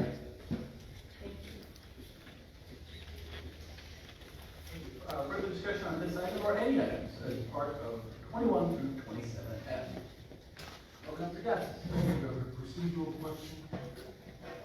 How many times do contracts come before this council? How did we say no? As many times as the government will need that. I would request the governor put the family planning contracts on the agenda at every meeting until they are approved. We'll be here. So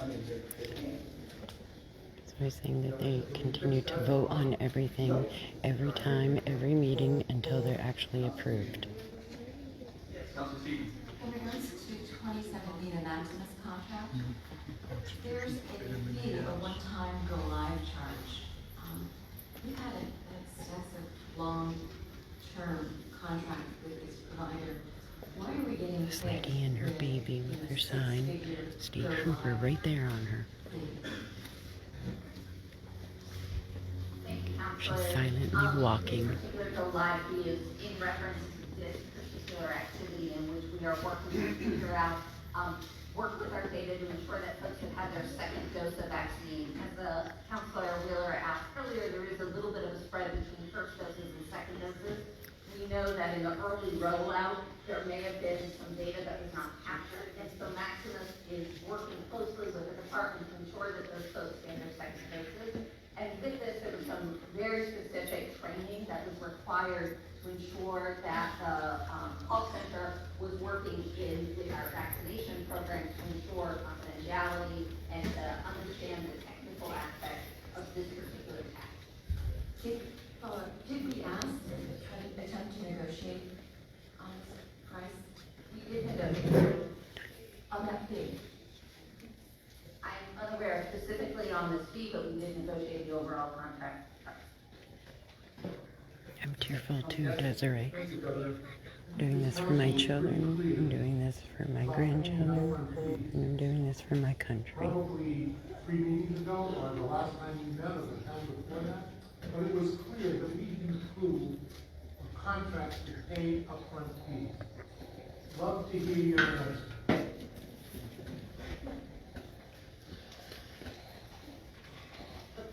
The funding for this, they will invoice us when they set up.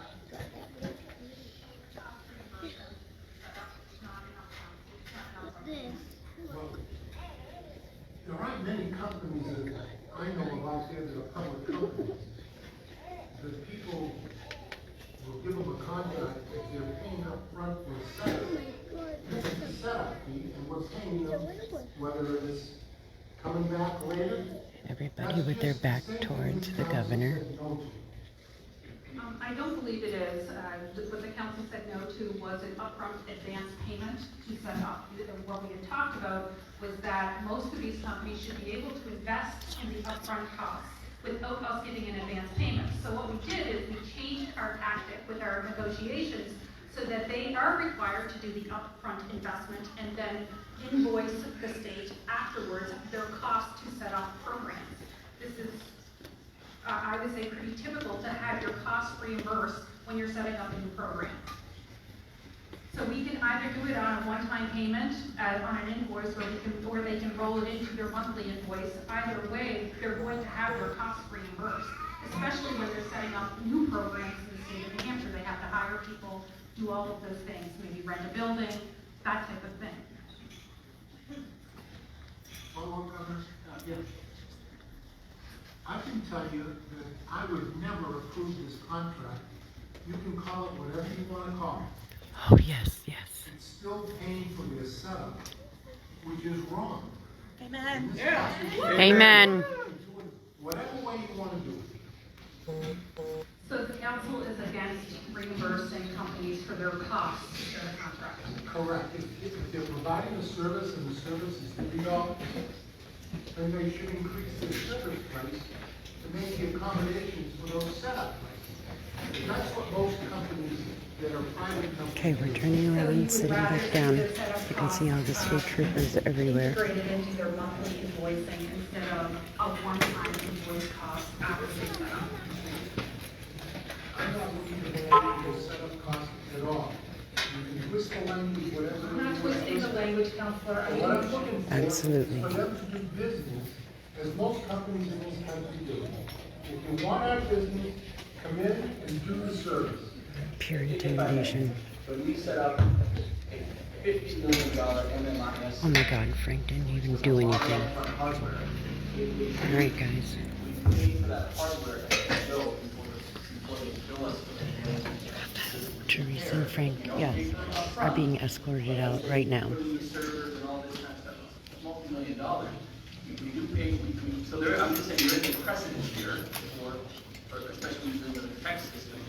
They put it in, they send us an invoice, we move on. They put it in, and then we get to the monthly billing for the programmatic fees. Yeah, I understand that you can do it, you can try to integrate that, but. No, I agree. I think that I gotta make sure the the boys impression are that we were under during the taken care initial of. conversation was that the council had a problem with paying money up front before they started the contract. So the way we strategized was that we would have the company pay for those startup fees themselves and invoice them to us either. Shut it down! All right, so Teresa and Frank are being arrested. They weren't even doing anything. All right. They're arresting. All right, they're arresting everybody. We're gonna get all this. You guys share the shit out of this. That man didn't even do anything wrong. Everybody record it. Share this. Share it.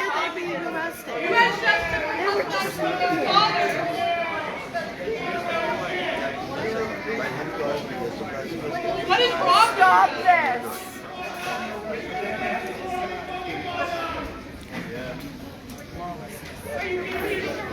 Oh no.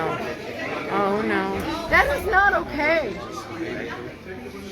That is not okay.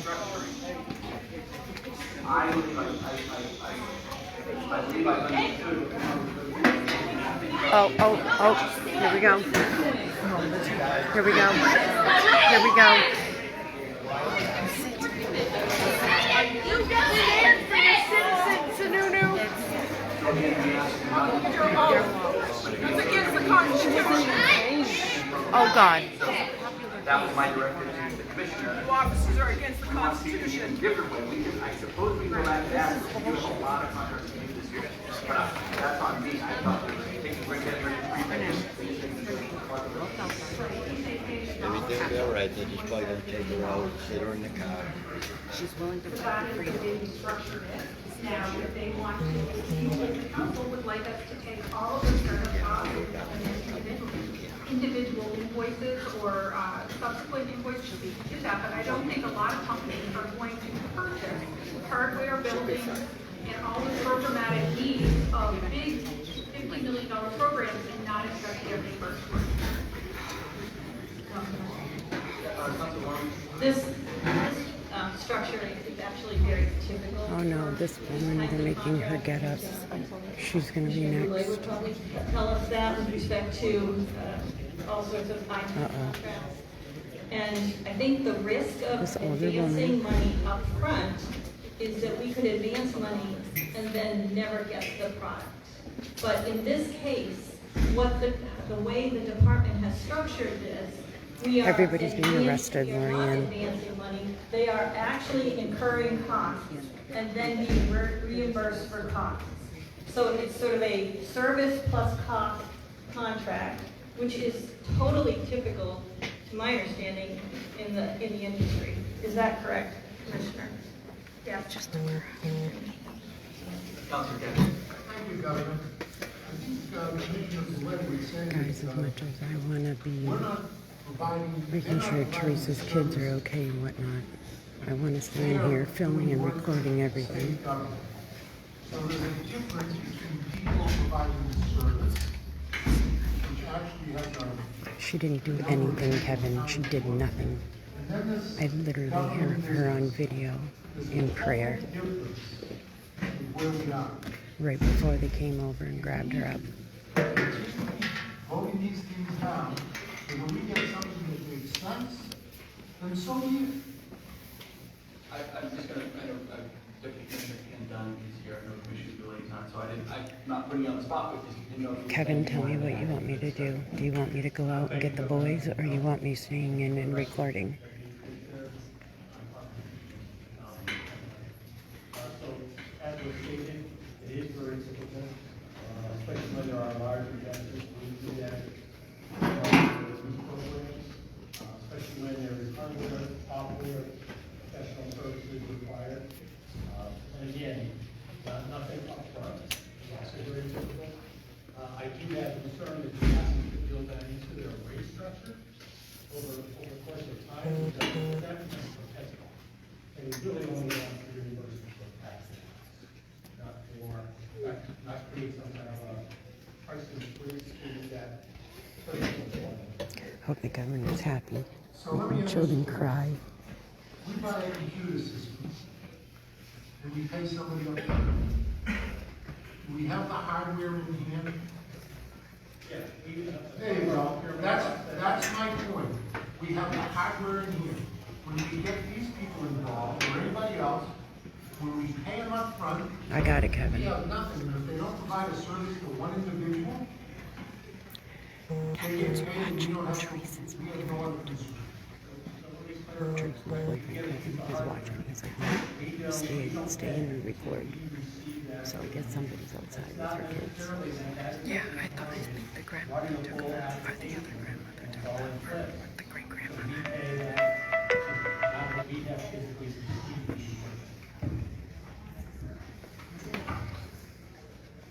Let's see if they want to arrest this person in the wheelchair. This is no different. It's just a different dance or a different song. I'm happy to change how we do contracts. I need clear direction from the council. My impression was the advance payment was pre-purchase of the service. Now we are doing cost reimbursement. If the council does not want us to do cost reimbursement, then we need that direction to come from the governor's office, and we're happy to implement it. Well, that's under this council. What's the... Other thoughts on this?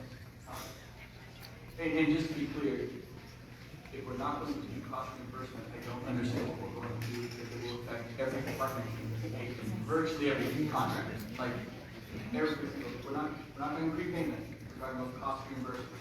They come to repair the tram at Canyon Mountain, they'll send us an invoice with a new shiv that goes into the tower. We would set reimbursement of cost. If you don't want that to be done, I'm not sure how we would do it. The shift goes in, we get a bill, we pay the bill. So I gotta be honest, I'm not sure. It's a little different, Governor, than looking to provide services to the people of the state of New Hampshire, and somebody getting prepaid without providing any service. I agree that would be a prepayment, not a cost reimbursement. And maybe we just need to tell the Attorney General and discuss the definition. I don't know if that's it. And I think this is a discussion that perhaps the council could have when it meets regarding the MOP and other matters, but this contract should move forward as with other contracts on our agenda that require cost reimbursement. Further discussion? 27F, I applaud moving forward with this contract. I had the chance to speak with the executive director. They depend on the state for 79% of their funding. So I applaud the decision to move forward with this. I have a question for Henry Lippman regarding enrollment, Medicaid enrollment for women in the state of ages 15 to 60.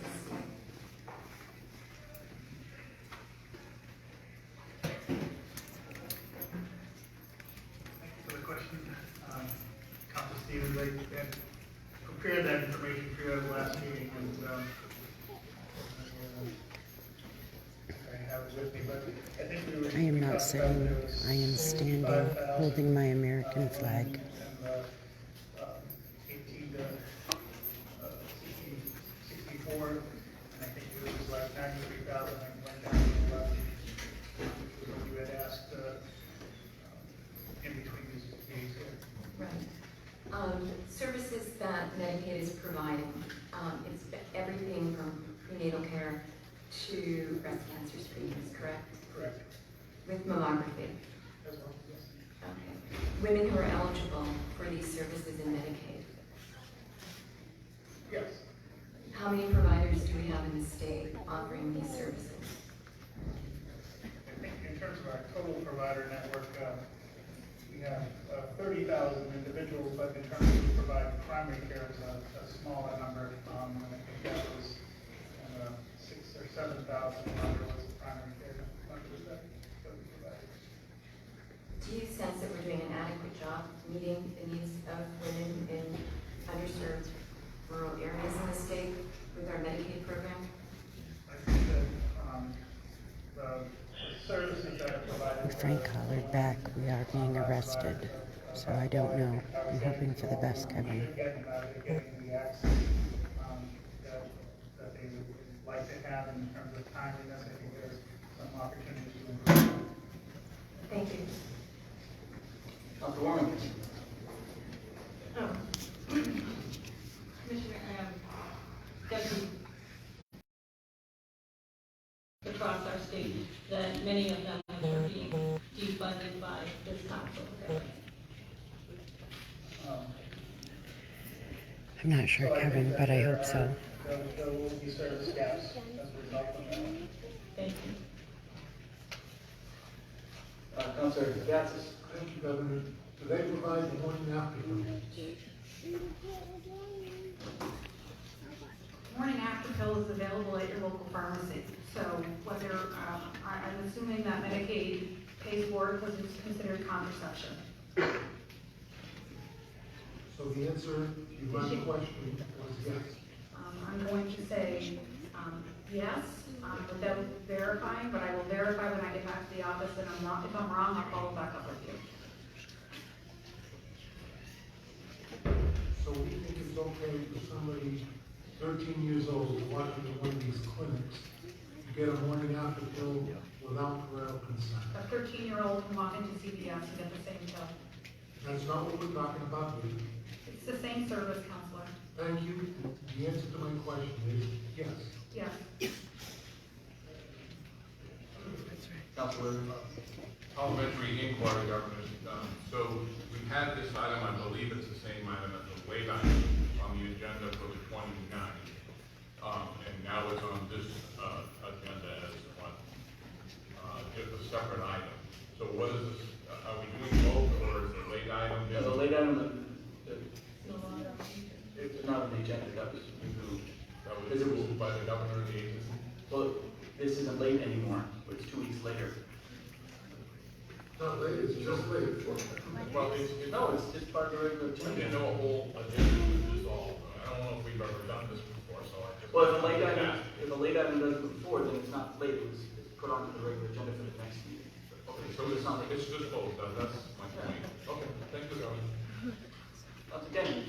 Yes, so I'm going to ask the question I've asked this 27F contract, community action program for Belknap and Merrimack counties. They do not provide abortion services. Is that Correct. Okay. And so therefore, they would meet the spirit of House Bill 2 law with regards to providing funding to health clinics for female providers. Correct. Again, Councilor River? Yeah, so, but to be clear, this is the same as it was a few weeks ago, that someone, a child, could go into this clinic and get sterilized without their parental consent, correct? That's in the item. Thank you for your question. There are current federal regulations around that in our Title X programs, they do not do sterilization for anyone under the age of 21. So why is it in this contract? It It doesn't is say that in the contract. incorporated within the guidelines, within the detail of the contract, it says we shall follow the federal guidelines, and it is within those federal guidelines. All right, I'd like a copy of that, please.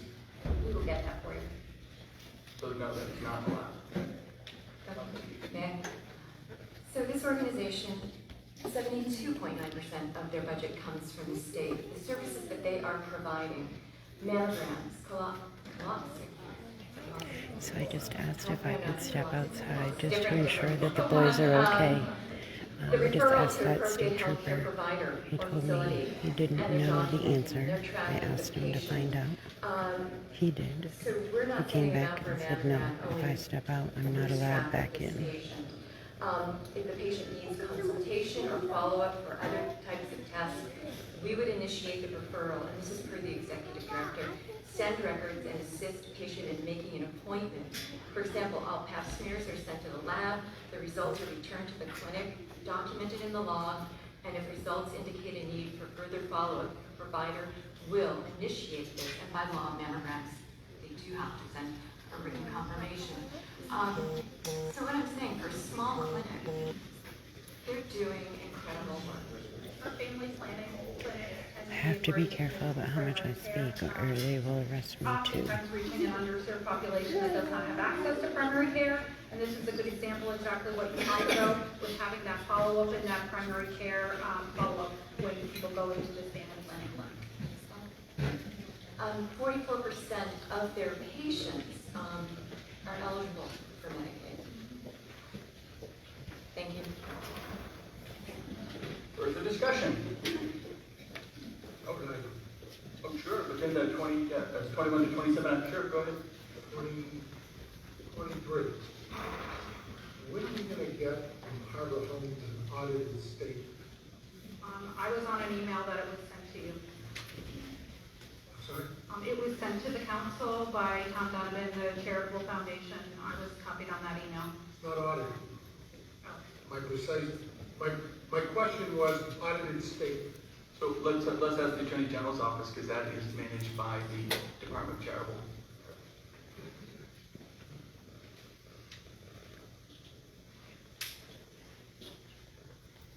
Councilor, I believe they provide audited statements at the end of a fiscal year. They don't provide those to us monthly. I don't believe they've been providing those to us monthly. So I know Tom Donovan provided their monthly financial statements for, I believe, August to you on September 27th. And the only way they met the agreement is that they were using their line of credit. I know that they had met all ratios. I can't speak to whether it was because they used the line of credit. Okay. Well, somebody there behind you. Oh, no. Hi, good morning. Good morning, Meredith Rose from Department of Health and Human Services. They met the ratios to include the line of credit or to exclude the line of credit. There's still over 30 days of cash on hand, which is our contractual requirement.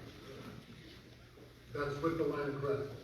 Or without. If you remove it, there are still over 30 days of cash on hand. And why are we going with a 2-year contract instead of a 1 like we have?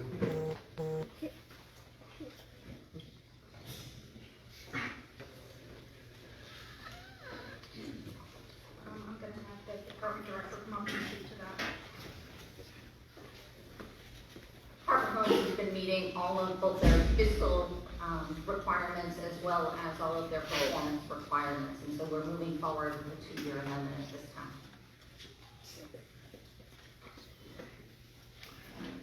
Further discussion? I'd like to see somebody other than Tom Donovan and give us an understanding of what these numbers mean. Because first look, is they're not meeting their requirements. But that's only my opinion. Again, we can have, I think Meredith, with the Department of Health and Human Services, has been tracking the numbers, and I imagine she can answer some of those questions. Or if you have specific questions, maybe if you want to send them directly. Fine. Do we want to answer them now, or do we want specific questions in writing or an explanation? You want to come down again?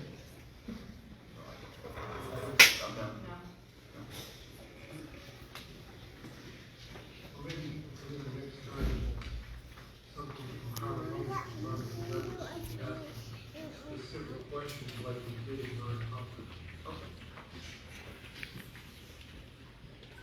Further discussion on any of these items? The financials are showing that they are within the standards in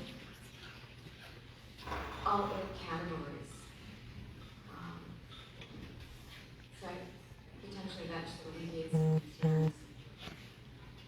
Of course, we can have them submit, or if you have specific questions, always feel free to email either the town director in the Department of Justice or Commissioner Shipman or even Meredith. Council, thank you for wherever you're reading that from. I appreciate it. But I'm looking at the numbers.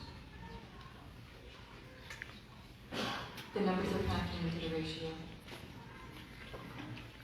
Oh, we can, again, if there's specific questions, we can answer them, or we can have Tom and the team come in and talk about it, either as part of this meeting or a breakfast meeting, whatever. Further discussion on items 21 through 27. Robust discussion. That's a lot. Okay, all in favor of items 21 through 27F, please signify by saying aye. Aye. Any opposed? No on 23, no on 27A, no on 27E, no on 27F. No, I'll let you write it down. Yeah, sure. No on 22, 24, 27E, and 27F. Anyone else in opposition to any of these contracts? Hearing none, all the contracts are approved. Moving on, I'll now ask for a motion to adopt agenda items 28 through 38C from the Department of Health and Human Services. From the Division of Behavioral Health, please note that item 33 is not being used. So moved. Any discussion?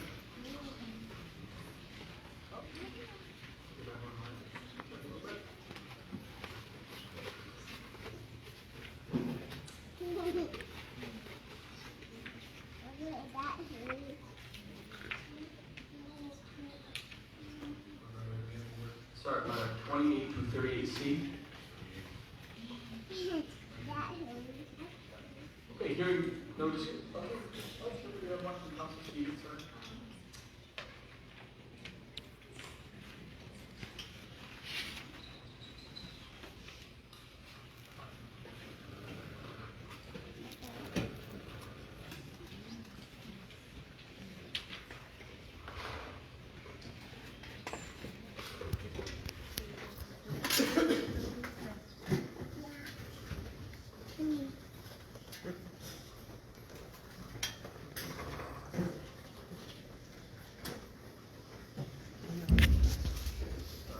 Bear with me for a moment. A lot of paper.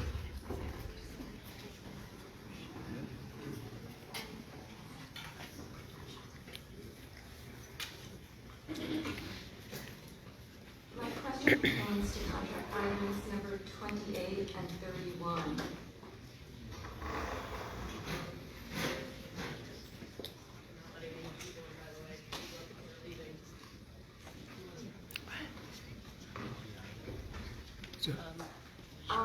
So contract 28, it is exclusive to Mary Hitchcock, which has facilities in Lebanon, Concord, Manchester, Nashville, and Toulouse. There is no care or treatment on the C-list in D3. And looking forward at contract number 31, again, I'm seeing Dartmouth Hitchcock again. With another provider, similar care, similar treatment, but again, no representation for providers or access to care in D3. All right, Kevin, I just got confirmation Therese and Frank have been arrested. They are taking them to Merrimack County, from my understanding, by another freedom fighter. September 15th, you approved the contract with Bi-State Primary Care Association. Within that contract, these same services were approved, and Bi-State subcontracts with Amistad in Manchester, Lamprey, which is in your district, with 2 locations, and Mid-State in Plymouth. And so it is confusing because we have MAT services in several different contracts. What we are doing as a result of the different funding sources, we're going to be contracting going forward with some of these by service. So the funding that you see here is with state opioid response funds, and some of the others are with governor's commission funds, CISA funds, and general funds. We want to eliminate the funding driving the contract, have the service drive the contract, and then have the funding follow and pull it all together. So it's not confusing, it's not broken up into different contracts. So toward that end, we're going to be putting out a RFP, request for proposals, so that hopefully in the future you'll see it all brought together, and you'll see statewide coverage, and we'll be able to show that on a map and demonstrate that indeed your district as well as the other districts are being served. Could you confirm that in D3 at this time there is non-care map for women? I'm sorry, could you repeat the question? At this time, within District 3, there is not a provider or service, a hospital providing medicated assisted So I've literally watched people come in and out, in and out, in and out, but I was told that I wouldn't be allowed back in if I go out. By state that you will approve on September 15th. Also, there are providers that don't have contracts that are providing MAT services, medication-assisted treatment for individuals with opioid use disorder. And so Sequence Mental Health is one that provides that, as well as Goodwin, the FQHC Families First in your region. Could I get an inclusive list of all the providers? We will do that. We have a website, which is our treatment locator, and that also lists, if you go in and put in different zip codes, that will list every provider that provides this service in your region and across all the regions of the state. And those include individual providers, not just the organizations such as the FQHC. Thank you. If you could provide that before you say to all the council, so we can correct them. Councilor Kenny.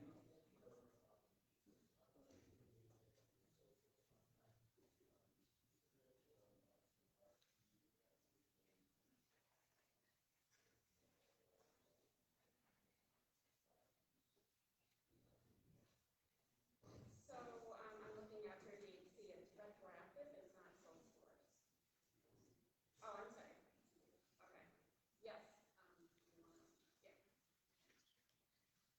So we did not do an RFP because there is only a handful of people that are certified through CACI and the CCI Institute.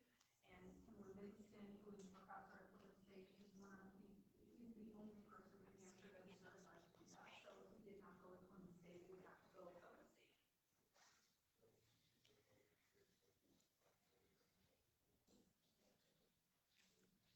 No. Critical time intervention is geared towards aftercare after a psychiatric hospitalization.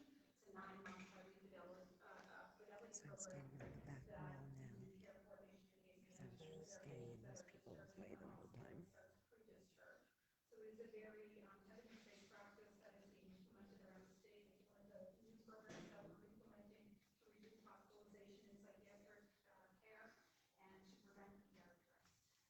So CTI, critical time intervention, like I said, is known across the country, and we just happen to have CTI expert in our backyard as the best of the state. So we were very happy to actually contract with them. Further discussion? Councilor Stephen? I just want to give a shout out to Edward Douglas Hospital. They took it upon themselves to set up a satellite branch at the doorway. And as you look at this contract, their lowest increase, 10%. They're doing great work, and anything we can provide this wonderful hospital, the better off. I know my constituents do. Thank you. Further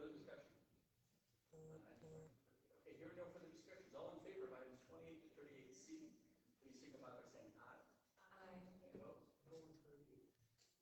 No on item 38H. 38, just 38, not 8. The items are approved. We are approaching the kind of 2-hour mark, so I think we're going to take a quick 5-minute break. We know this meeting could go on a little longer, so we want to give everyone a chance to stretch their legs. We'll be back 5 minutes on, so we'll be right back. We'll try to stay at 35. Thank you.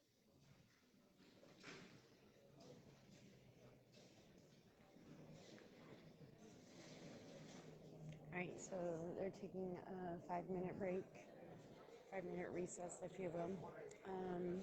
And I've confirmed that Teresa's 2 young boys are outside with their grandmother. They are safe, they are fine. I have also been informed by another patriot that Therese and Frank were arrested. I don't know about the other people that were taken into custody. I don't know if they're just being detained or if in fact they have been arrested. I'm a little bit worried because I'm afraid if I go outside. So they were arrested. They're bringing Brett. I don't know. I have it all on. I'm live. So they.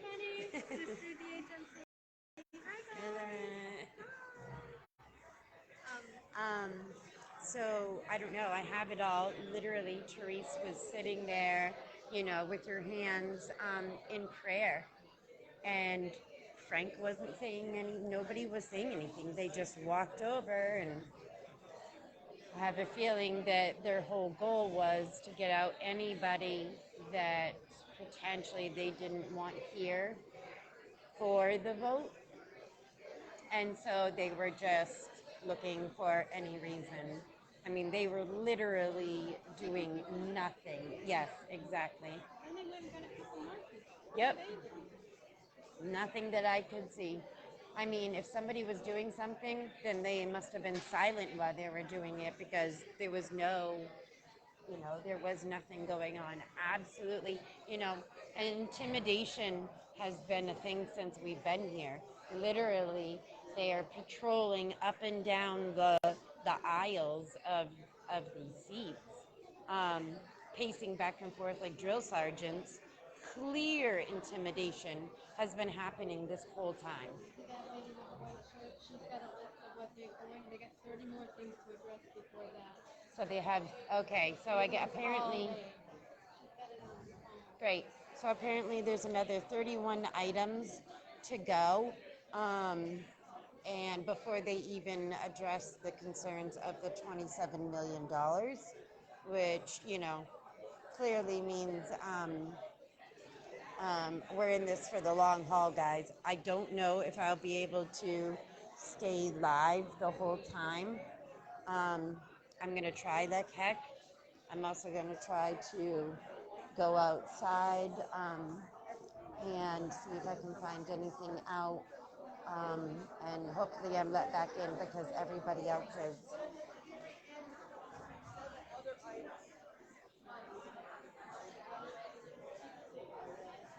Is that what they're saying? Yeah, I just asked them. I asked them if I was able to leave for just a second because I had to go to the car to grab something. She's like, you can't leave the building. Once you leave, you can't come back in. All right. So apparently, well, do they offer water or anything for anybody? I mean, I don't think so. That's why I was going out to the car to grab some so water. we can't go out and get water and then come back in? They won't even let you. I just tried To a public hearing? I know. It's ridiculous. I think that is insanity. Oh, yeah, definitely. Where did lady? The organizer been arrested? I did. I let Kevin know. Apparently, they don't provide water or anything here. With longer hair? Right. Right. Yeah. Well, where are they being held? What did they do? They didn't do nothing, just like that older lady. Let's go protest these shitheads, wherever they're being held. And they pulled on her, and she really didn't do much of anything. We've been live the whole time, so it's all recorded. We have everything. That was unlawful what they just did.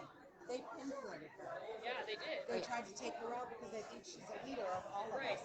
But that's not the case. We're weak people. No one's ever. They're just more vocal. don't know.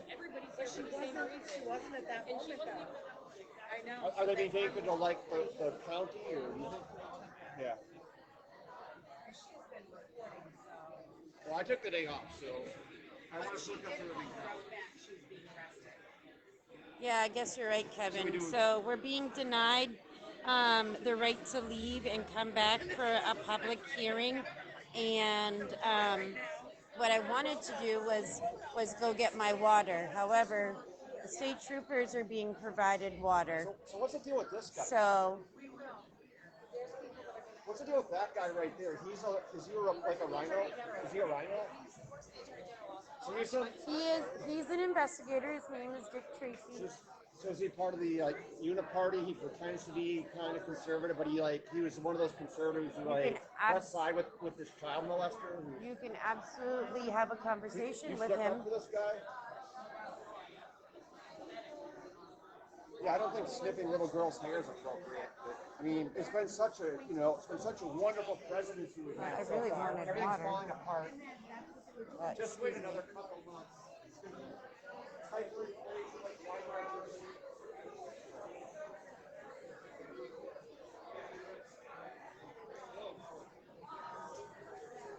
I'm sure thirsty.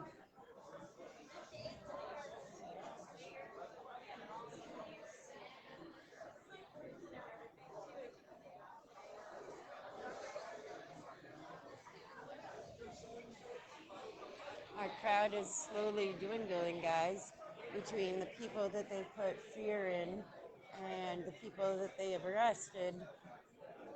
Don't get me wrong, we're still strong. We're still strong, but yeah, it's crazy.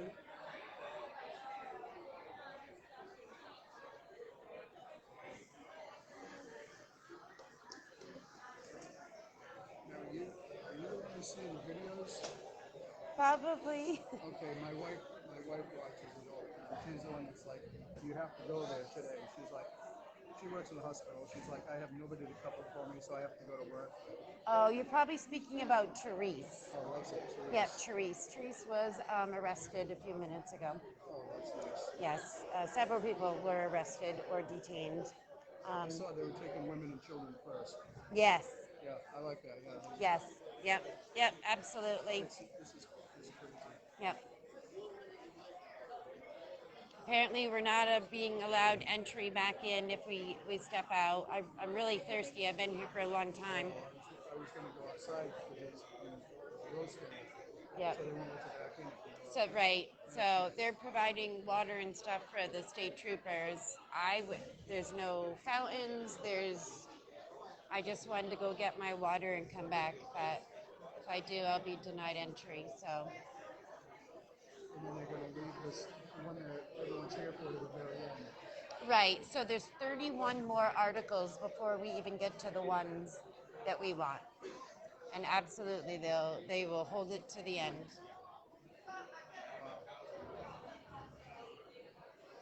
Yeah, I figured I'd be out of here by 11 o'clock. It's 12 now.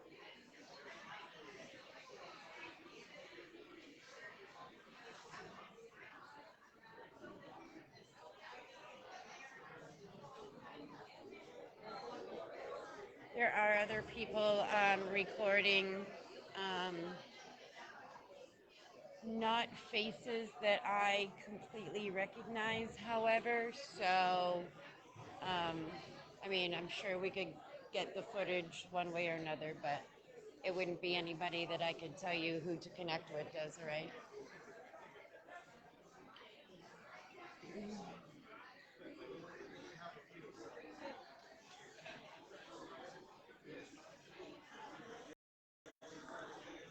All right, guys, so kind of a recap, just for the people who came on late or whatever. We're here at NHTI, the governor's public hearing for the $27 million for the state of New Hampshire that come with a lot of strings attached. Strings that include enforcing any of Biden's mandates that get brought down, enforcing isolation and quarantine for the state. You're hearing many articles that are going on. A short time ago, they were discussing Planned Parenthood. You heard them speak to the toll booths and what they want to do. They're requiring, or they're asking that everything go electronic, so you'd no longer be able to use funds, any money, at the toll booths. And somehow they linked that to COVID. But we've seen 1, 2, 3, 4, 5, 6 people and a child get taken out by state troopers. I can confirm that 2 were arrested. I've been recording live this whole time. Literally nothing was occurring. During that time, the state troopers literally just walked right up to them, asked them to stand up. They weren't doing anything wrong, and escorted them out. Actually, I'll show you.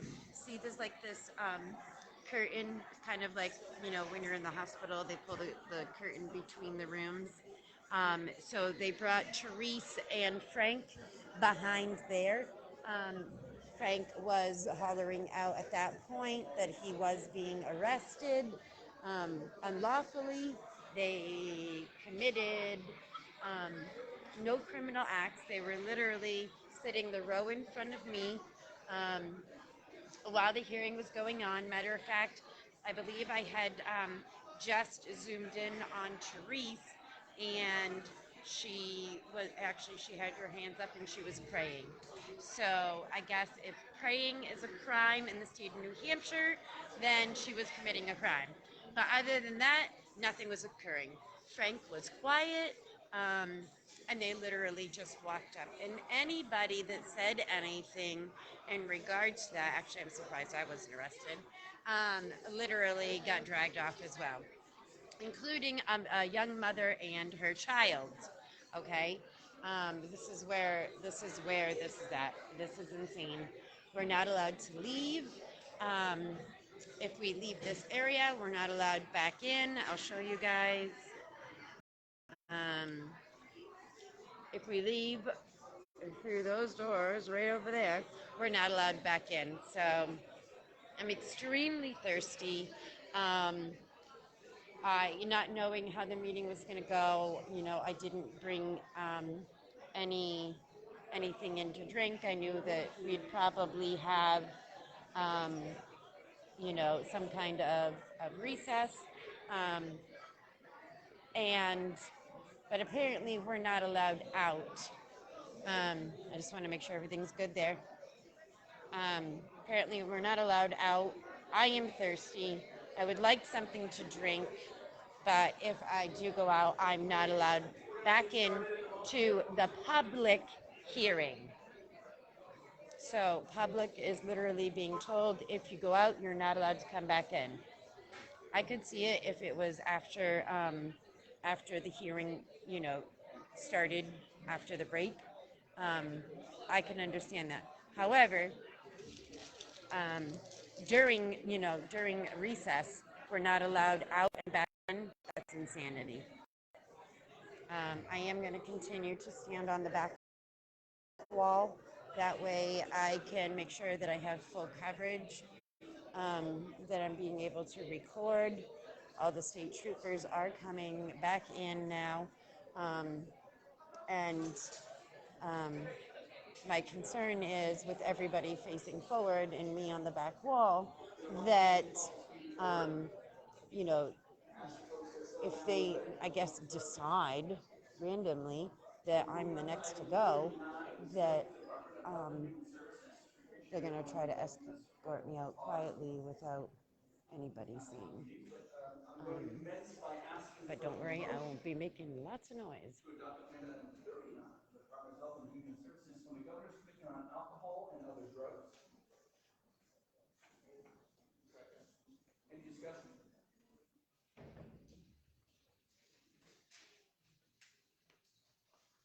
Seeing none, all in favor of item 39, please signify by saying aye. Any opposed? The item is approved. I now ask for a motion to adopt agenda items 40 and 41 from the Department of Health and Human Services from the Division of Long-Term Support and Services. Long-Term Support and Services. Any discussion?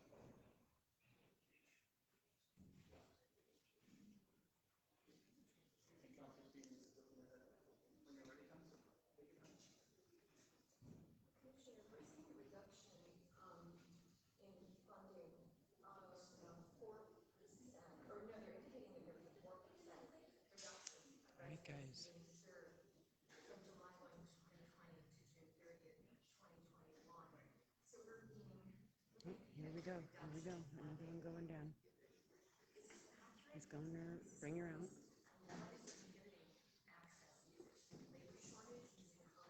Here we go again. We're not letting anybody else in. We're keeping people out. It's a public fucking hearing. It's fucking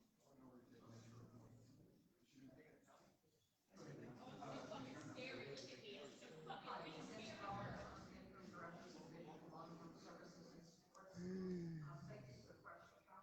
She brings a valid point. Valid point, people.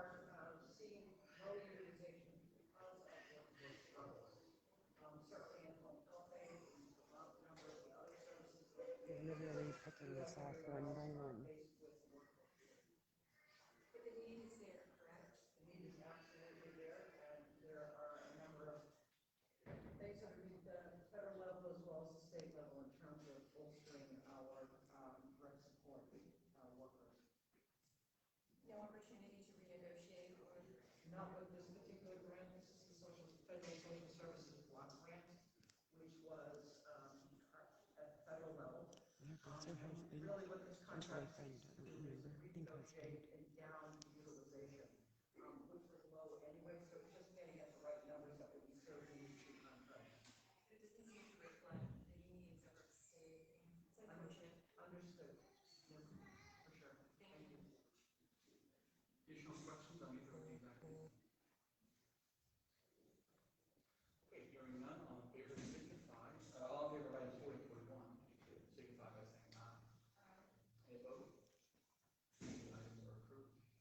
That concludes the Health and Human Services regular agenda items. We also have two legal items. 9B and 9B. I'll begin by. They're voting on 9 now. Items 9B and 9D from the Department of Health and Human Services from the table. Governor, I move we remove item 9B and 9D from the table. Second. Motion second. All in favor of removing the items from the table, signify by saying aye. Aye. Any opposed? And those items are removed. And now ask for a motion to adopt agenda items 9B and 9D. So moved. There cannot be a discussion among the others. At least a second. Okay, so a motion and a second. I will have, obviously, there's a lot of interest in these two items. I'm going to ask the Attorney General to come up and talk about a few different items, but for the record, just to be extremely clear, items 9B and 9D are a series of federal funds to the Department of Public Health Services. There is misinformation and discussion of the language in the contract. 17 state police in here in this room, and then all the ones that are outside. To clarify what some of this language meant, it is language that this council has seen and approved before. It is language similar to other federal funds that have come into the state before. Turning their backs to the any, governor. Any of this language. So, All right, people. again, I am going to turn my back as well. Bear with me, guys. To be clear, for the record, today the state has literally received billions of dollars in support from the federal government for management of the COVID-19 pandemic. So I guess the three summary items that you have here, Mr. Attorney General, and again, you can elaborate further if you'd like, what you've provided to the Executive Council is the understanding that the language that appears, that has been questioned, that is in question, it is language that has already been approved in previous contracts, correct? Yes. So this is nothing new. This is not a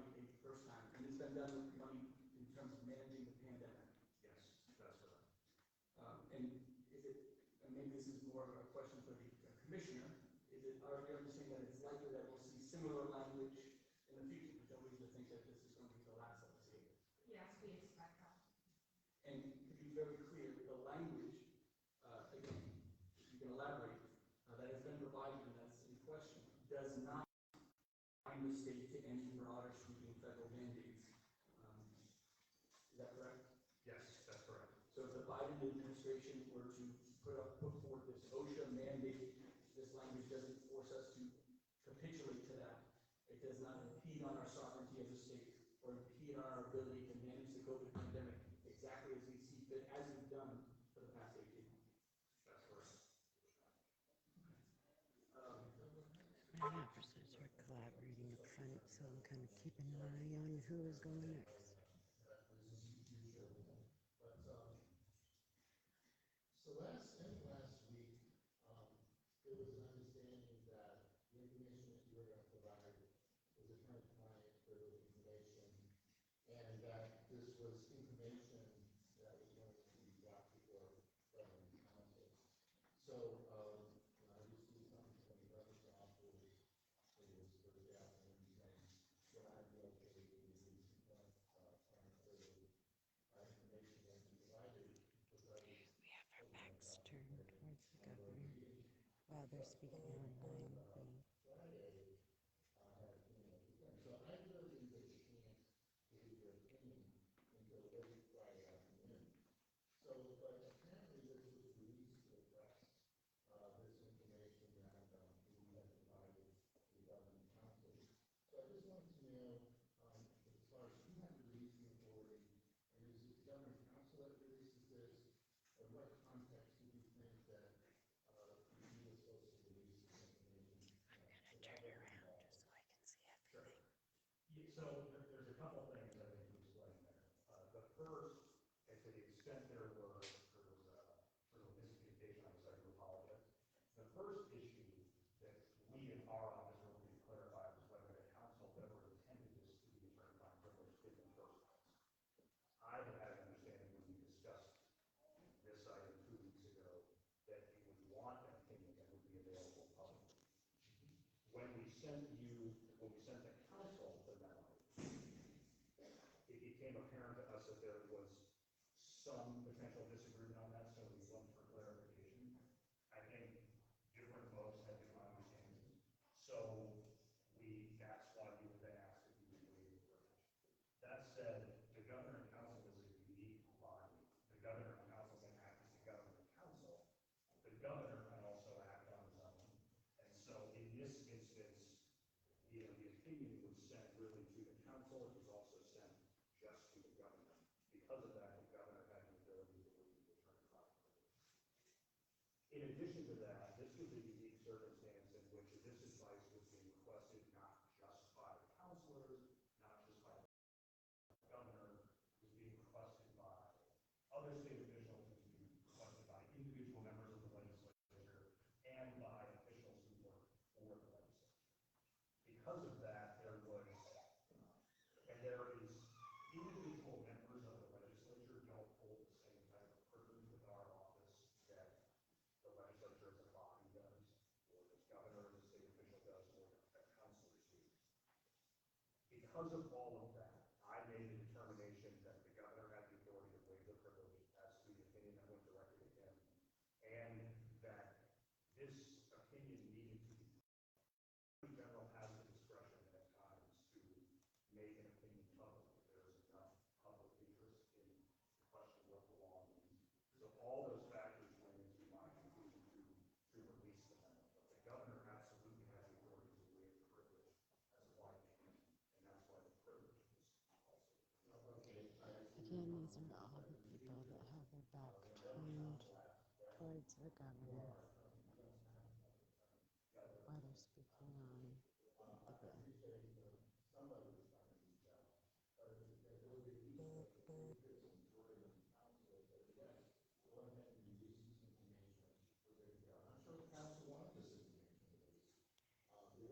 I was, but I decided with the state police patrol that I am going to make sure that I am video recording everything just in case things are to go down again.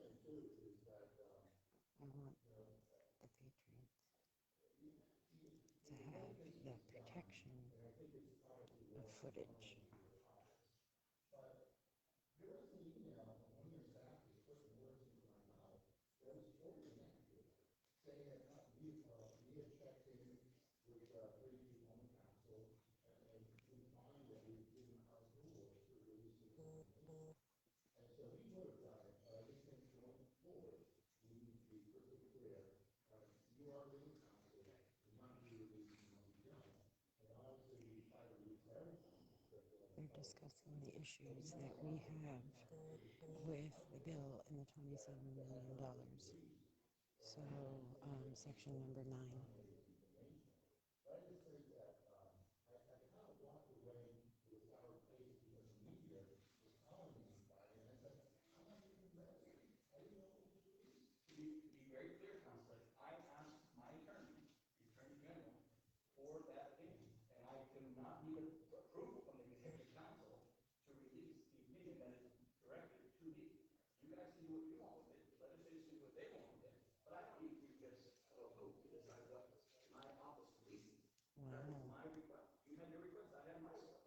So, Governor, I appreciate your comments, and you have that authority. I'll make a motion that we release the attorney-client privilege information that we asked the Attorney General to provide for us.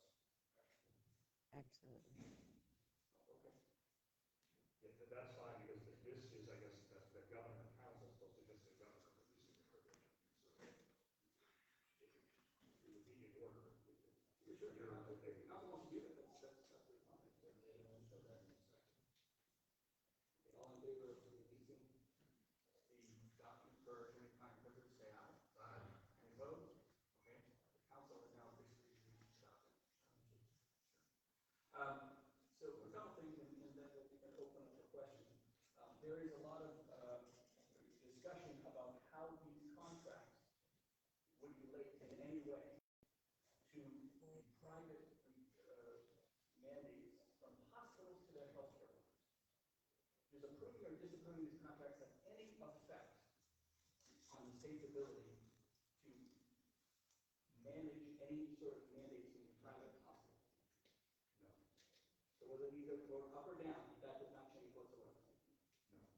In terms of the Biden administration mandates, just to be clear, I've been repeatedly clear, I think you've been repeatedly clear, when these OSHA-driven rules come out, we discussed implicitly that the state will sue the Biden administration over his attempts at federal mandates. Yes, and we do plan to do that. And do acceptance of this contract at all infringe on our sovereignty to push back on the federal mandate? No, I do not believe so. Commissioner, have you heard of any other states, Florida, Texas, Mississippi, Alabama, any other states rejecting this money for any reason whatsoever? No, I haven't.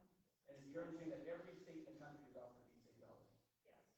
So we'd be the only state in the country to reject these dollars? Based on my knowledge today, yes. Okay. With that, I just want to make sure that the clarity of the Attorney General's statement and opinion in this office is okay. Again, accepting or rejecting these contracts has no bearing on what happens at private hospitals. Accepting or rejecting these contracts has no bearing on whether we will, if we do, intend to sue the Biden administration over the potential OSHA mandate. They haven't written the rules. There are other governors across the country that will join us in that lawsuit, and we intend to join them as well. With that, I can open up the questions. So we've heard what rejecting these contracts does not affect or Can you guys hear better now? Let's talk about what the effect of rejecting these contracts would be. Can you please explain what this money will be used for? Sure. So 9B, we have almost $1 million budgeted to go to the contract for regional public health networks. So just to clarify the statement, this is just accepting the federal money. When we go out to contract for all of these dollars, those contracts will have to come back in front of the council as first individual services. So you will have to approve the contracts that are awarded under this, under these dollars if approved. So almost $1 million, almost $1 million going to regional public health networks. This is what we expect. Like I said, we have not contracted yet. 3.7, we expect to go to Bi-State into the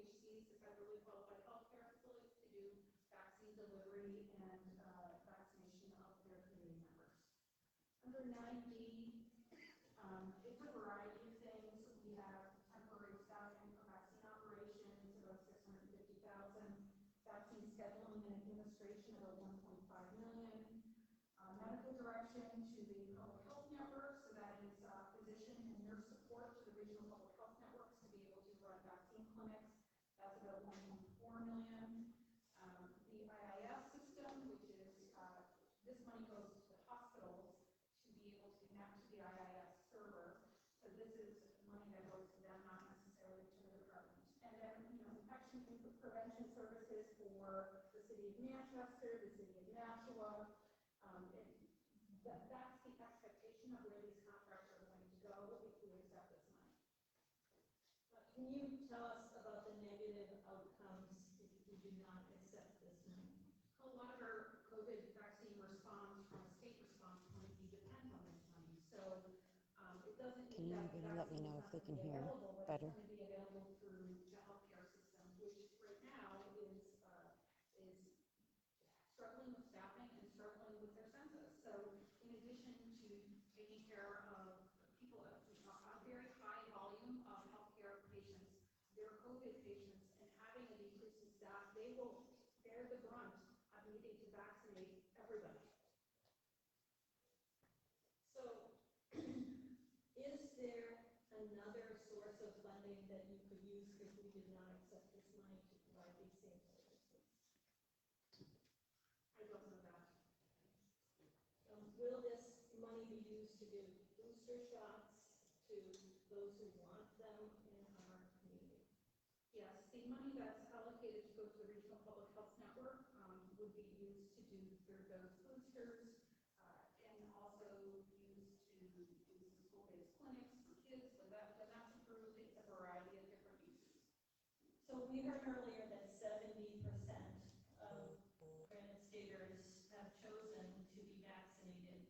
If we don't accept this money, we will make it more difficult at a minimum for those people to receive their booster shots. Is that right? That is correct.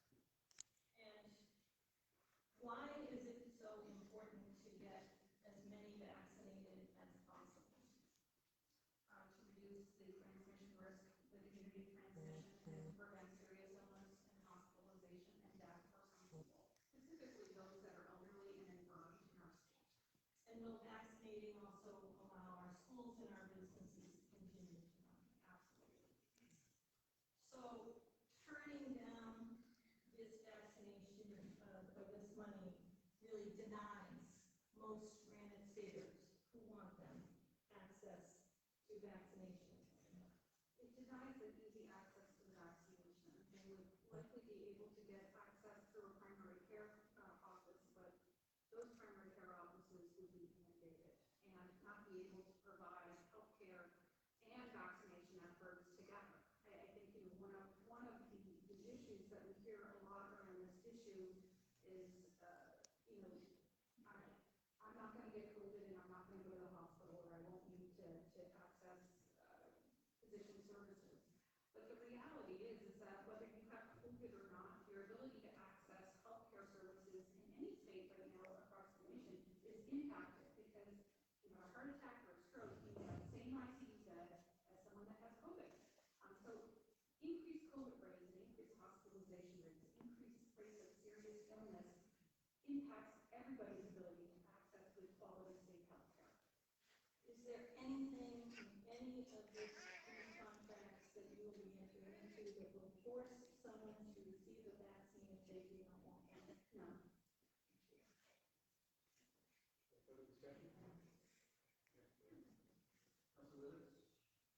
Thank you, Governor. Between those who have vaccinations and those who have natural immunity from COVID, what is the pool, size of the pool of people that are left? We don't know that. We don't know. We know what it's going to cost to give accessibility to everybody in the state, but not everybody that has had COVID has had a positive test for COVID. Some people, especially early on in the pandemic, where we didn't have the ability to test everybody, we told people with mild illness, stay home, self-isolate, do those things. So we have no way of knowing without doing full spectrum antibody testing testing on everybody in our state, how many people have natural immunity or vaccine immunity for COVID. So every night on the TV, there's numbers. So many people have COVID in New Hampshire. You don't keep track of those numbers to know who has COVID and who doesn't? Of course, yes, we keep track of how many people have had COVID in New Hampshire. So what is that number? Approximately 125,000. So of that 125,000, how many of those are vaccinated and how many have natural immunity?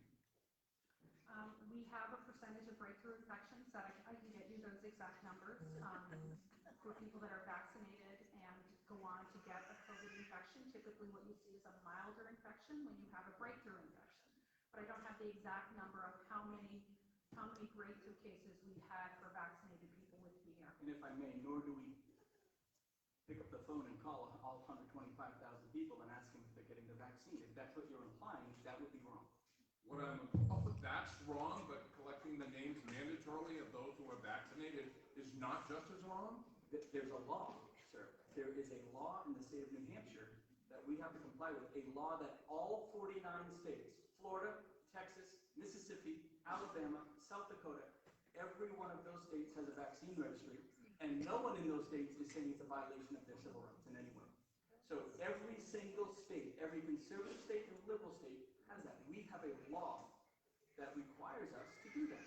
If the legislature wants to change that law, that is up to the legislature, of course. But the commissioner and her department are following through with the law, as they have to, by law. I'm very familiar with the registry. I was chairman of the Senate Health and Human Services Committee in 1998 and fought the mandatory registry then. There should be a will, and I think we're not hearing the people. They don't want a mandatory registry. They don't want their private health information going to the government. And they have that right not to have that happen. And we ought to be advocating for that and not just turning and blaming the legislature or kicking the can to another group of people. And we should not be funding these items until we get a registry that is voluntary. And until we track and know the facts. We talk about science all the time, but we ignore the fact that people have natural immunity from already having COVID. We ignore it so much we don't even want to keep track of it. That's just wrong. And then handing out millions of dollars and not doing it the right way. I just can't support this article, this item. Again, if you have just said you want to track everyone that has COVID. No, that is not what the state is going to do, because many thousands of people potentially had COVID and were never even tested for it. So the only way to do that is to start picking up the phone and going door to door. The state is not doing that, sir. I didn't ask for their names. You said we should track it. You should track how many COVID cases you have so you know what reality is. You have a rough idea of how many people have natural immunity. We have 125,000 people, many of which have gotten this vaccine, some of which haven't. We don't keep track of that. The only way to track the people that have natural antibodies is to do an antibody test on each person in the state. We don't even make that option available before we tell them they're going to lose the job. People out there are angry, and rightfully so. The state government is telling no one to lose their job. The state government has no state-driven mandate. And that is misinformation. You can't be... Will you stand up with the government of Texas and tell private business they can't fire people? You want the government to tell private businesses who to hire and fire. That isn't even socialist. That is completely un-American, sir. Because when does it stop? You have to hire this person, you have to fire that person when they're not a protected class. We have laws for that. And so now, I ran a business, I have 800 employees. I can't imagine if the state came in and told me who I had to hire and fire. That's Wheeler. That's un-American, frankly. Those are private businesses. The state government has no mandated vaccine. We don't mandate it for our employees, we don't mandate it for our entities at all. That is pure misinformation. So I'm going to push back on that every time. I will just respectfully disagree, Don. Did you disagree with the law of the state? I disagree that we should not be stepping out and saying it's wrong to fire people if they don't take the We might not agree vaccination. with it, but let's be clear. Councilor Wheeler's position is the government should determine who is hired and fired by private businesses. My position is that these people are protected by the Constitution. For a job, the Constitution does not protect people, demand that government provide a job for everyone. That is not a constitutional protection. And a private business There are certain laws that say under a protected class you cannot fire certain people for certain reasons. Vaccination is not one of them at all. It has never been for 100 years. Thank you for putting that on the table. So, Governor, just to follow up on that, when someone doesn't get vaccinated at a place of employment and they lose their job, they're dismissed, which we know that's happened quite a bit across New Hampshire. At that point, they're ineligible to apply or to receive unemployment benefits because they've been dismissed because they weren't vaccinated. Isn't that the government telling that that particular private entity or that business that you can't get, that employee can no longer get unemployment benefits at this point? No, that has been the law of the land, and that has been the situation because businesses have retained the right to ask for a vaccination for decades. And that has been the law within unemployment. So everyone wants to go back to back to pre-COVID ways. This is the law that has been on the books for ages. If you're saying that the legislature should go and change the law just because of COVID, or I should institute a state of emergency again, we're not going to do that. So this has been the law for decades. Why would we change it now? Well, the only time I've ever been required in my life to be vaccinated is when I joined the U.S. military. Of course, you give up your rights when you join the military, at least a good portion of them. But I was never asked to be vaccinated in any other type of employment that I've had here in the state of New Hampshire. Obviously, we're living in very unique times. It's very difficult for everyone. But the legislature really needs to get it going and start fixing these things, because a state that was lacking an employment workforce prior to the pandemic is surely losing out even more on the employment workforce in New Hampshire, because they're frankly saying, we've had enough, we're not going to go and work because we're not going to abide by the vaccine mandate. And suddenly, the ones that were in healthcare are now trying to be correctional officers because they don't require a vaccine. We've got a workforce crisis in this state, and we have to be a little bit sympathetic to the people who work hard in this state and making sure that we can provide some type of compromise and solution that people can move forward with their daily lives and have a job and to provide for their families. Let's be very clear. We don't want a single nurse, a single doctor to have to leave. We don't, and that is not something the government has a say on. These are private hospitals. The government cannot tell a private hospital, they're not government-run hospitals. If the one government-run hospital, that New Hampshire hospital, there's no vaccine mandate there. But private entities, you want the government to force them to hire and fire people. And by the way, if I may, Commissioner, have vaccine mandates been in place with private hospitals and healthcare institutions prior to the COVID pandemic? Yes, as a registered nurse, I've been required to be vaccinated on measles, mumps, rubella, hepatitis, tetanus, influenza. And if I may, are all of those individuals told about the potential requirement upon employment?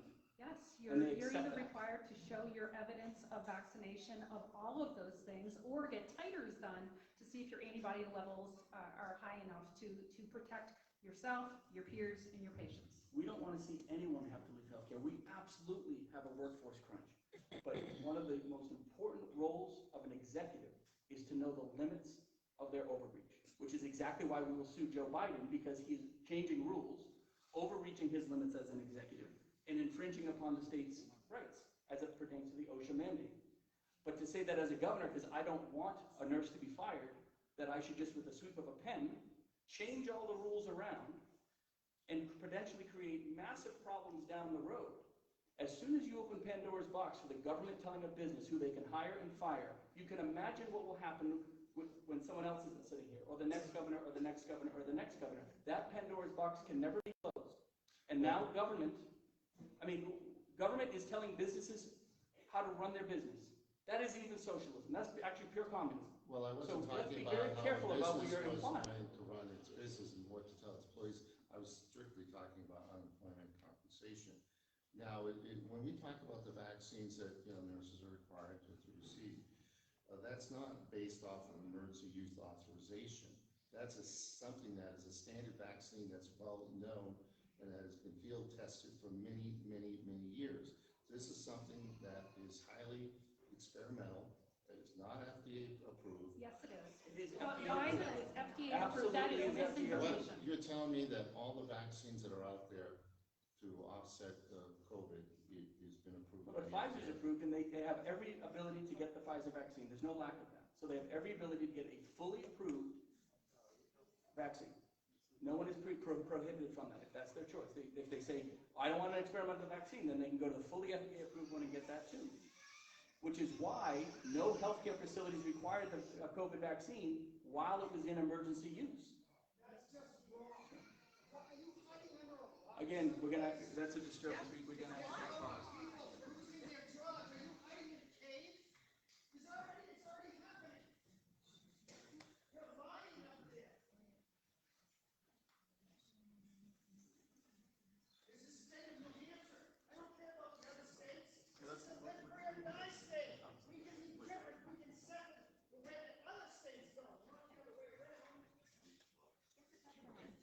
We'll continue. Counselor Fee, do you have a question? Commissioner, so the regional public health networks, there are 13 within the state.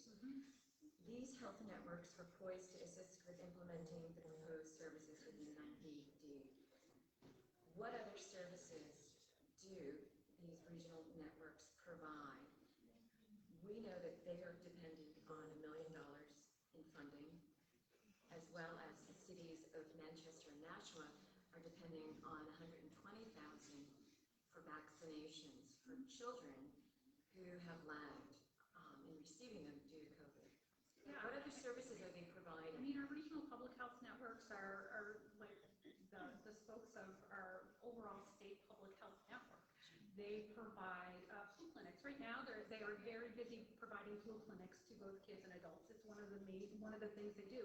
Our bigger, well-organized public health networks like Manchester and Nashua, they have a more robust programming where they're doing population health, community health, immigrant and refugee health, really, focusing in on different communities that live in poverty and trying to change the outcomes for those people. So they're really, it depends on how much funding they have and what part of the state, but they're really the branches of our public health strategy across our state to reach vulnerable people. Thank you. Follow-up. Staffing issues at DHHS. Data is showing that in some of your departments, you're down. There's a shortage of sometimes 30 to 40%. Across the state, 20% is the average, and we know that 9% is acceptable. We're seeing an increase in dependence on providers, or excuse me, personnel with our contracts. Could you add to that? Sure.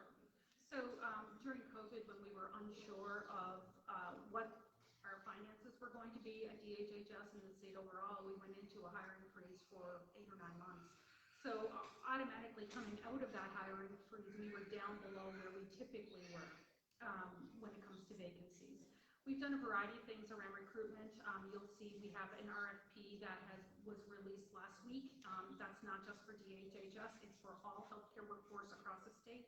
You'll see a contract, hopefully see a contract coming before this council in the coming months around recruiting healthcare workforce for the state of New Hampshire, every provider, hospitals, nursing homes, home care, direct service providers for people with disabilities, everybody.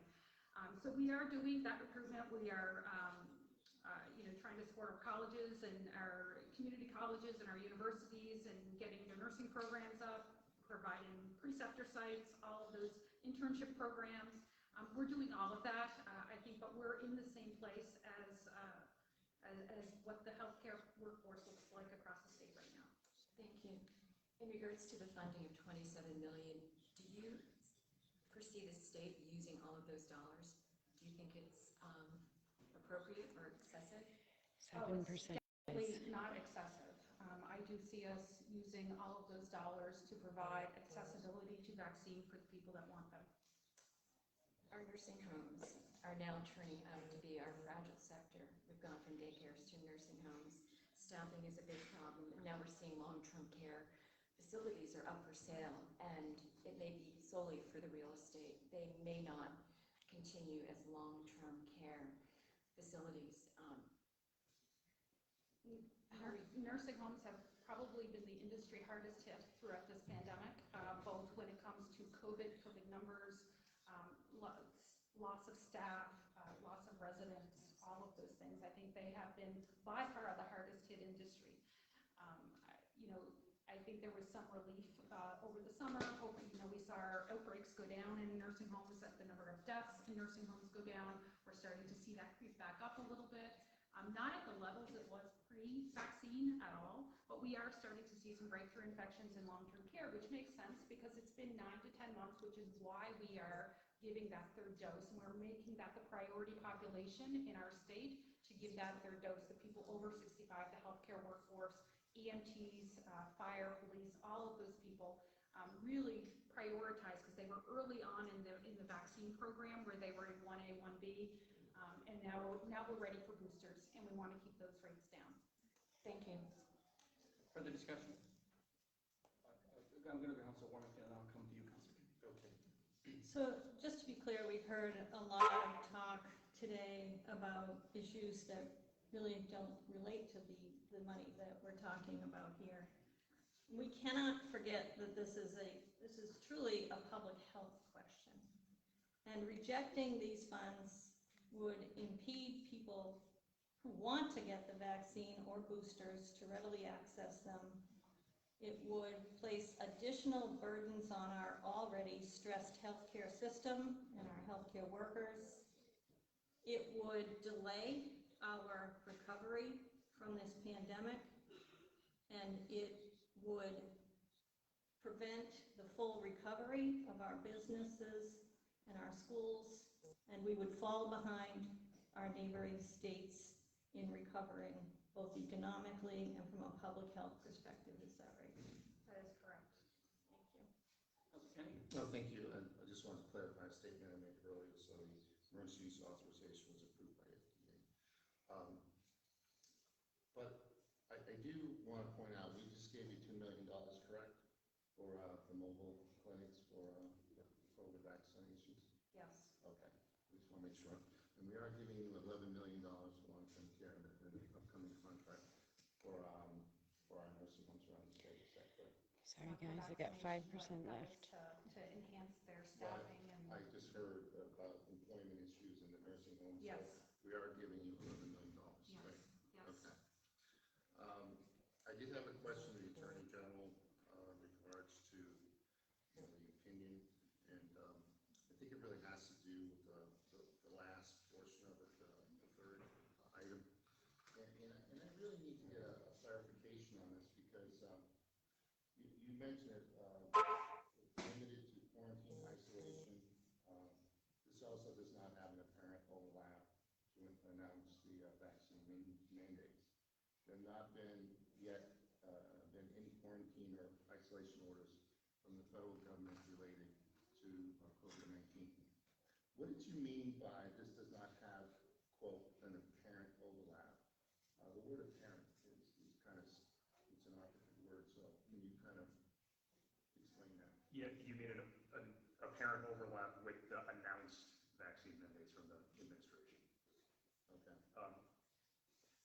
I think apparent doesn't even need to be in there. There is no overlap between potential quarantine or isolation orders and what the administration has announced they're intending to do with, for instance, the OSHA, the new vaccine mandate for employers, 100 employees or more. And currently the CDC has not recommended in isolation any type of quarantine order. They have not mandated anything, no. But they do have the capability under this contract. I would take the position no. I mean, the contract references potential federal isolation or quarantine orders, but I do not believe that that language would require the state to enforce orders like that. Nor would the state enforce any order like that. Ever. Yeah, and the question of whether we would, frankly, would ultimately be decided by me, and we would never do that as the chief law enforcement officer. Okay. Thank you. Further discussion? Governor, I have a couple more questions, maybe for you or maybe for the AG. I'm not sure which. But do you think the new constitutional amendment, right to